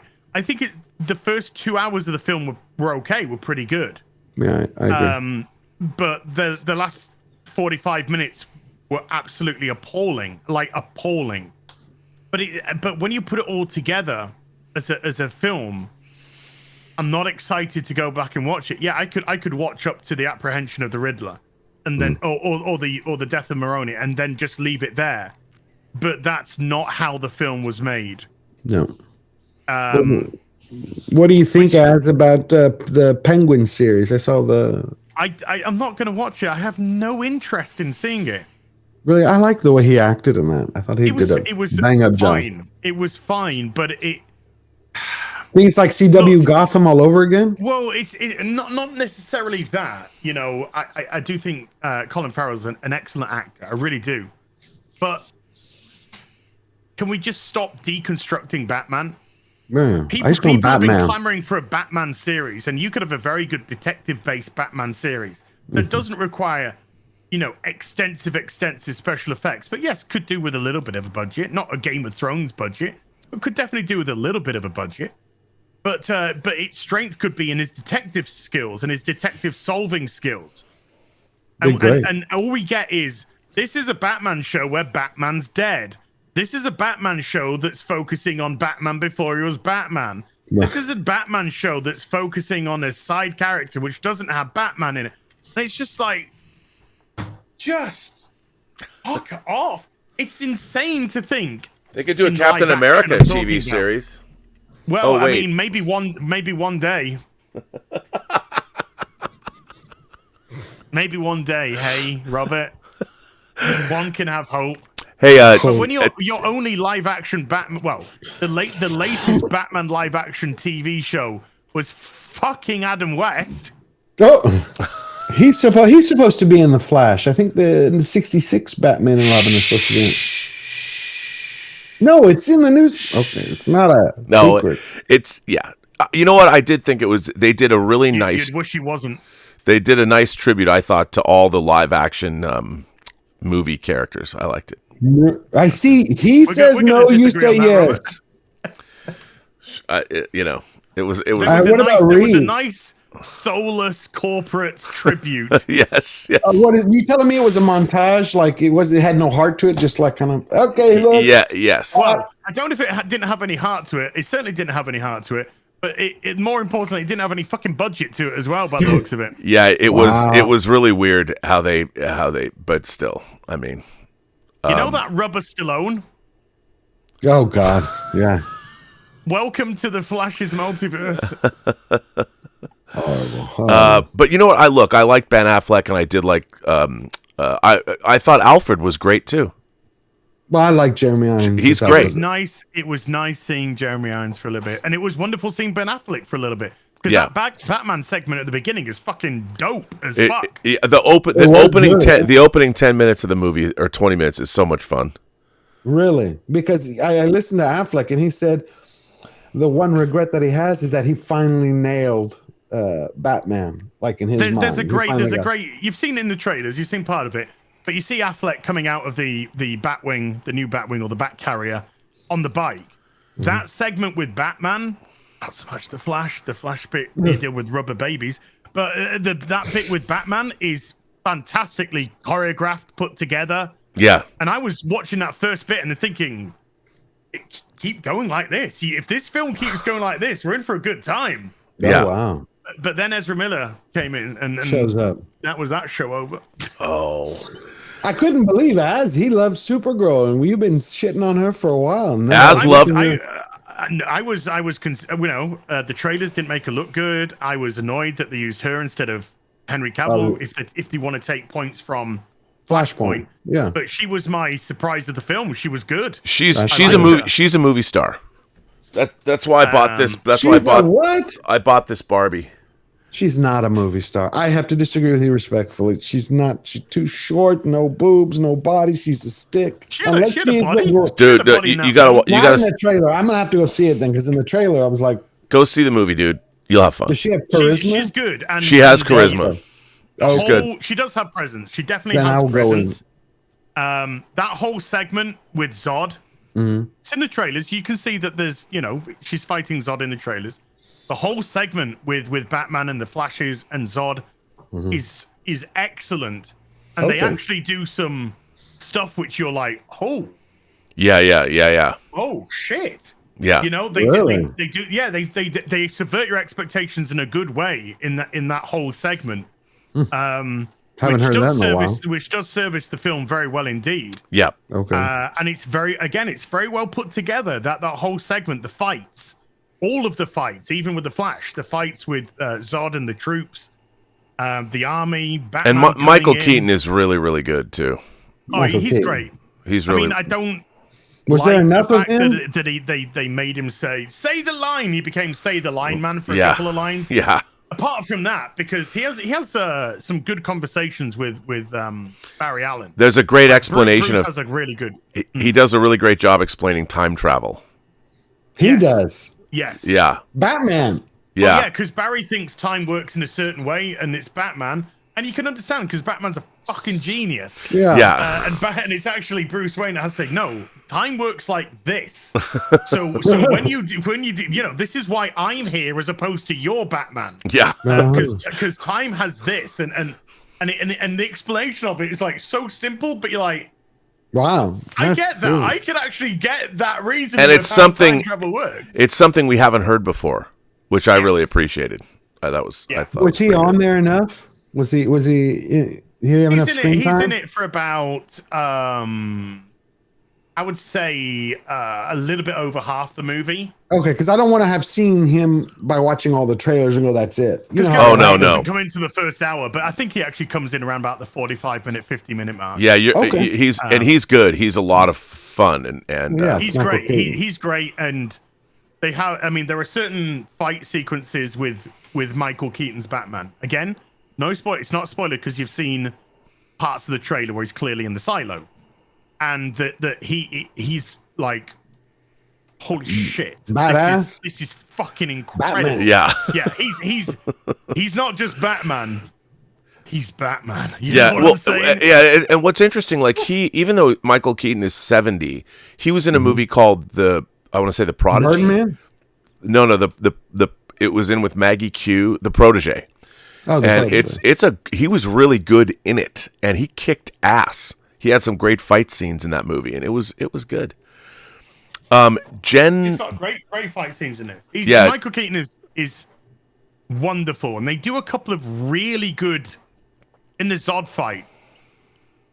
You know, the whole Zod fight thing. They do a couple of really good things with him, like really good that make you go, "This guy is the fucking bravest man on the planet." You know, he's just like, "I'm Batman." Wow. Yeah, you know, I don't care that I'm fighting Kryptonians. I'm fucking Batman, and so I'm not fighting you. You're fighting fucking me. You know, and it's just like. Well, now I want to go see it for those scenes. It sounds like you could edit it down to about an hour and have a good. You're gonna have fun. It's not a perfect movie.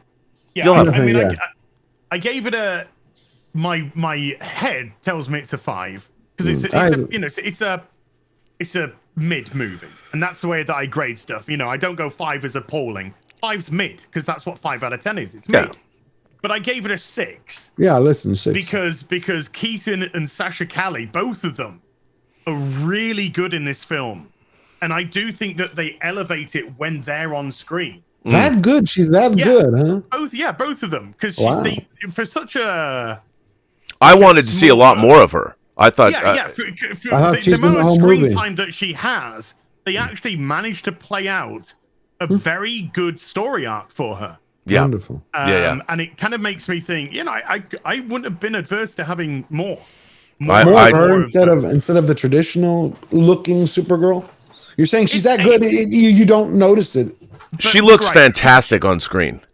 No, I'm talking about traditional comic book style. Keaton's explanation of time travel makes you understand why they went for different aesthetics. Well, then I'm gonna have to go see it. Yeah, go see it. You'll have fun.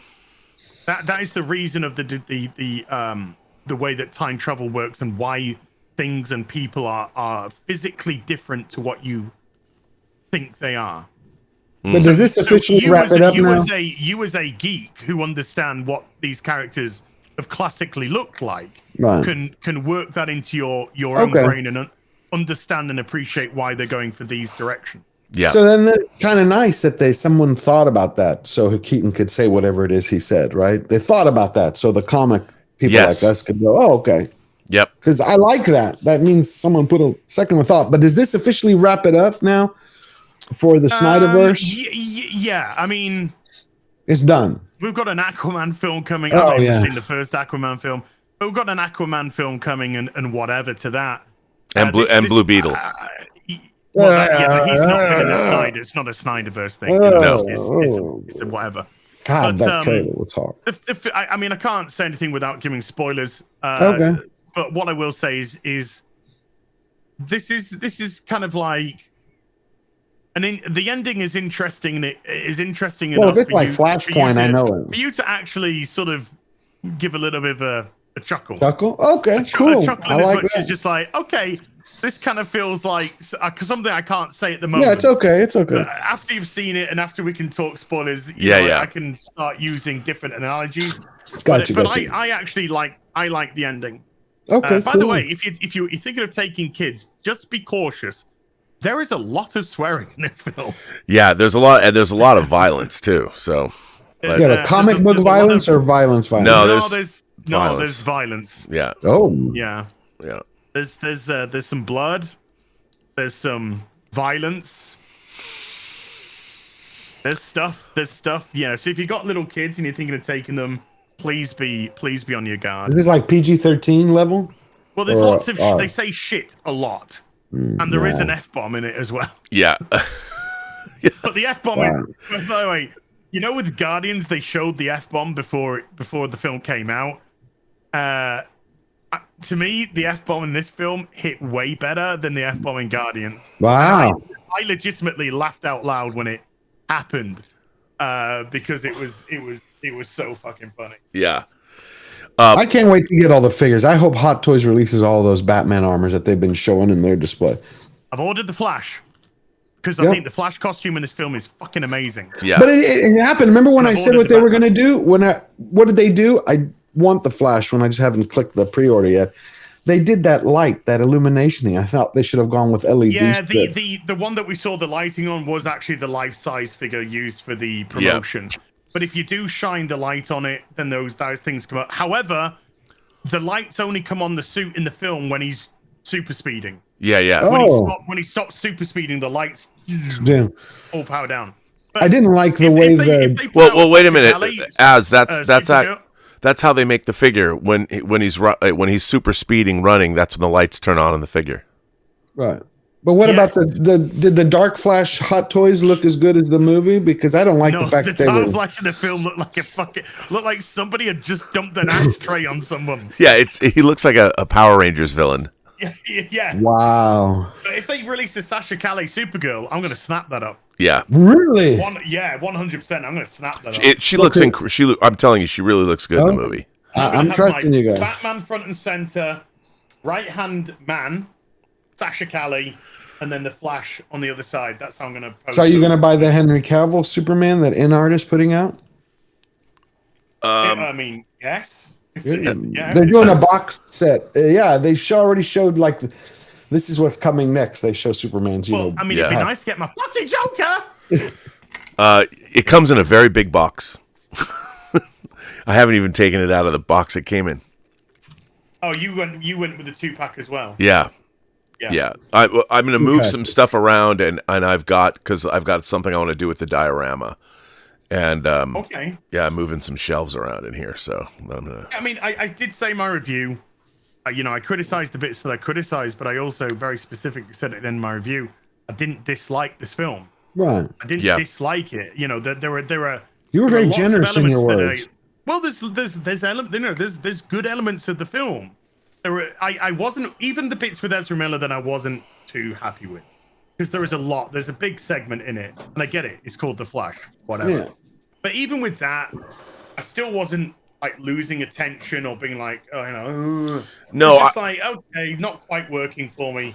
But I basically what I heard from your review was there's some good parts to it. The bad parts typically have to do with Ezra Miller. That's what I heard. That's essentially. Yeah. I really thought the movie was really entertaining to me. I was. Ezra Miller. Yeah, I mean, if you know he's the Flash, you've seen his performance. I'm a fan of Ezra Miller was incredible in movies like We Have to Talk About Kevin. If you've ever seen that movie, he's insane. It's insane. And then I also liked him in Perks of Being a Wallflower. So I've been a fan of Ezra Miller as a performer, and I think the performance of Flash. I mean, it is what it's supposed to be. You know what? That's why I say to me it's not Barry Allen though. Well, it's not our tradition. Yeah, yes. And I think that the movie to me tonally feels like a cross somewhere between The Last Starfighter and Back to the Future. And I say that it has nothing to do with those two movies, but tonally. I get. You know what I mean? I get it. It's like something that you think is going to be lighter that has a bit more gravitas to it. Yeah, yes, and it does have. I mean, and it's got some. It has a sort of inside baseball Back to the Future joke, an ongoing Back to the Future joke that I thought was really funny.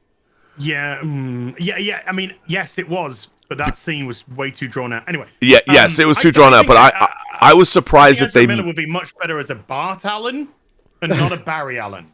Yeah, I would like to. He would be better as an impulse as opposed to a Flash. Yes, I totally agree with you.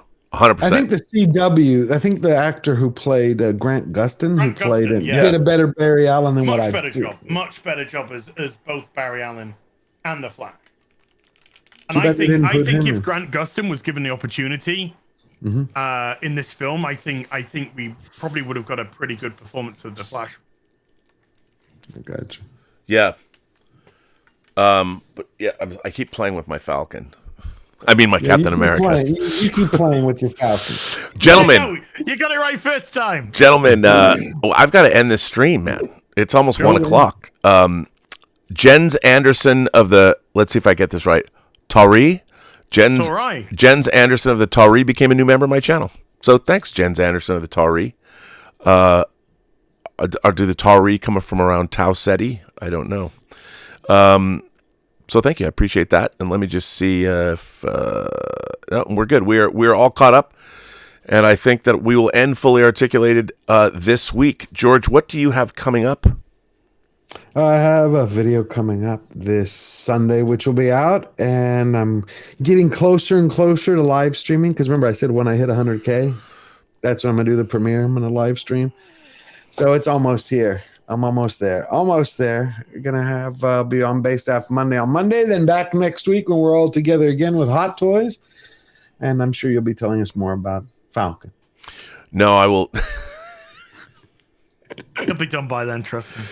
I really do want to get the Civil War Falcon because I don't have the red and white Falcon. Nice. I want that figure.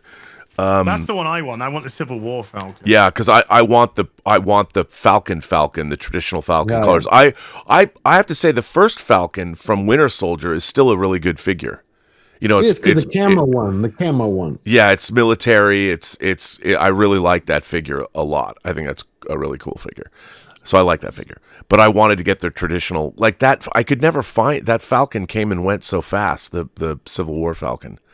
That's way before my collection time as well. Yeah, absolutely. So, other than that, yeah, I think we can end the show. This was a successful stream. And what do you have coming? Well, once again, it's always nice to be sat in our echo chamber, isn't it, guys? Yeah. But the beauty is, we can disagree.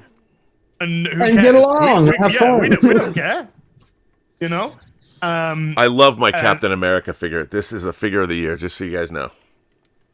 So you know. Engineering wise, I can understand that. It's I love the figure. The Falcon is beautiful.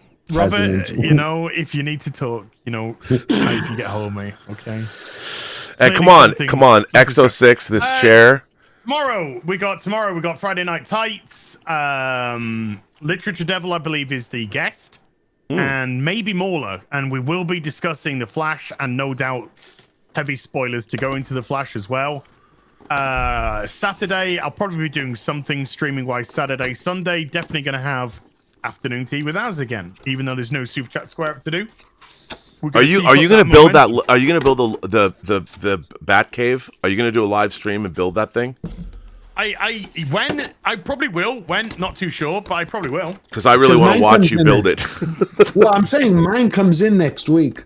But I'm just happy that I've got a Lego figure of Max Shrek. Who would have ever have thought that was going to happen? Not me. Not me. But here we are. I'm off to the cinema again next week to see The Flash with my friends, because I had to go on my own because they were all abroad at the time. So we're going to go together and have a nice little day watching it and then go get something to eat after. Gotcha. It'll be fun. You're going to put that meditation? Real BBC on my channel this week, Tuesday, 6 p.m. UK time. Wait, did you say stuffing things? Stuff and things. Okay. I didn't. And then Wednesday. Where's your mind at? I've got full shill. And if things go according to plan, I'll be able to play Final Fantasy 16 early, thanks to Square Enix. Cool. And that stream, or at least the game release for me, will be 3 p.m. UK time on Wednesday. So there's likely going to be a big, if it goes according to plan, and they do give me that code, there's going to be a big Final Fantasy 16 launch stream Wednesday, 3 p.m. UK time. That's very cool. On my channel, we've got the Otaku Experience starting at 2:00 this afternoon. Check it out, King Tannic. I'm doing a Robservations tonight. Lana Ewan's reviews that she's been doing on my channel. She's reviewing The Hunger for its 40th anniversary this week. Oh, David Bowie. Yeah, and we've got Dieter and I have Let's Get Physical Media. We've got Midnight Musing. So there's a lot going on my channel. RM is putting up her stuff too. So hey, it's a network. It's the Burnett work with different shows. So I want to thank everybody for being here. I want to thank Lord Toth for moderating. I don't know if Tom Jr. Jackson is here, but if he is, hey, Thank you for being a great moderator. And Lord Toth is always a great moderator, so thank you, Lord Toth. I want to thank everyone for becoming members of the channel. There is no member chat this weekend. We had it last weekend. This weekend is the all-Spanish show on this channel, Que Pasa PGS. That's 97% Spanish, and it's the 3% when they make fun of me that's in English. That's true, by the way. I come on the show and they make fun of me.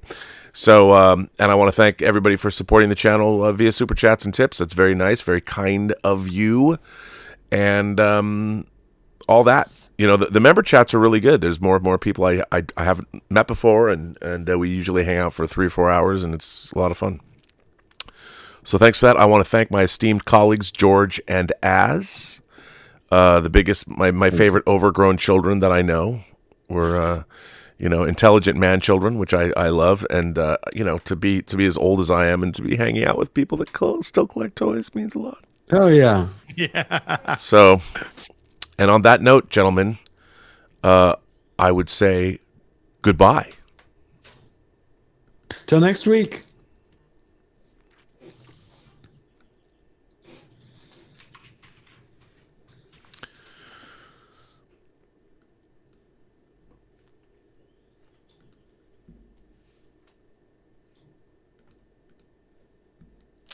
And I'm still waiting, and we are out.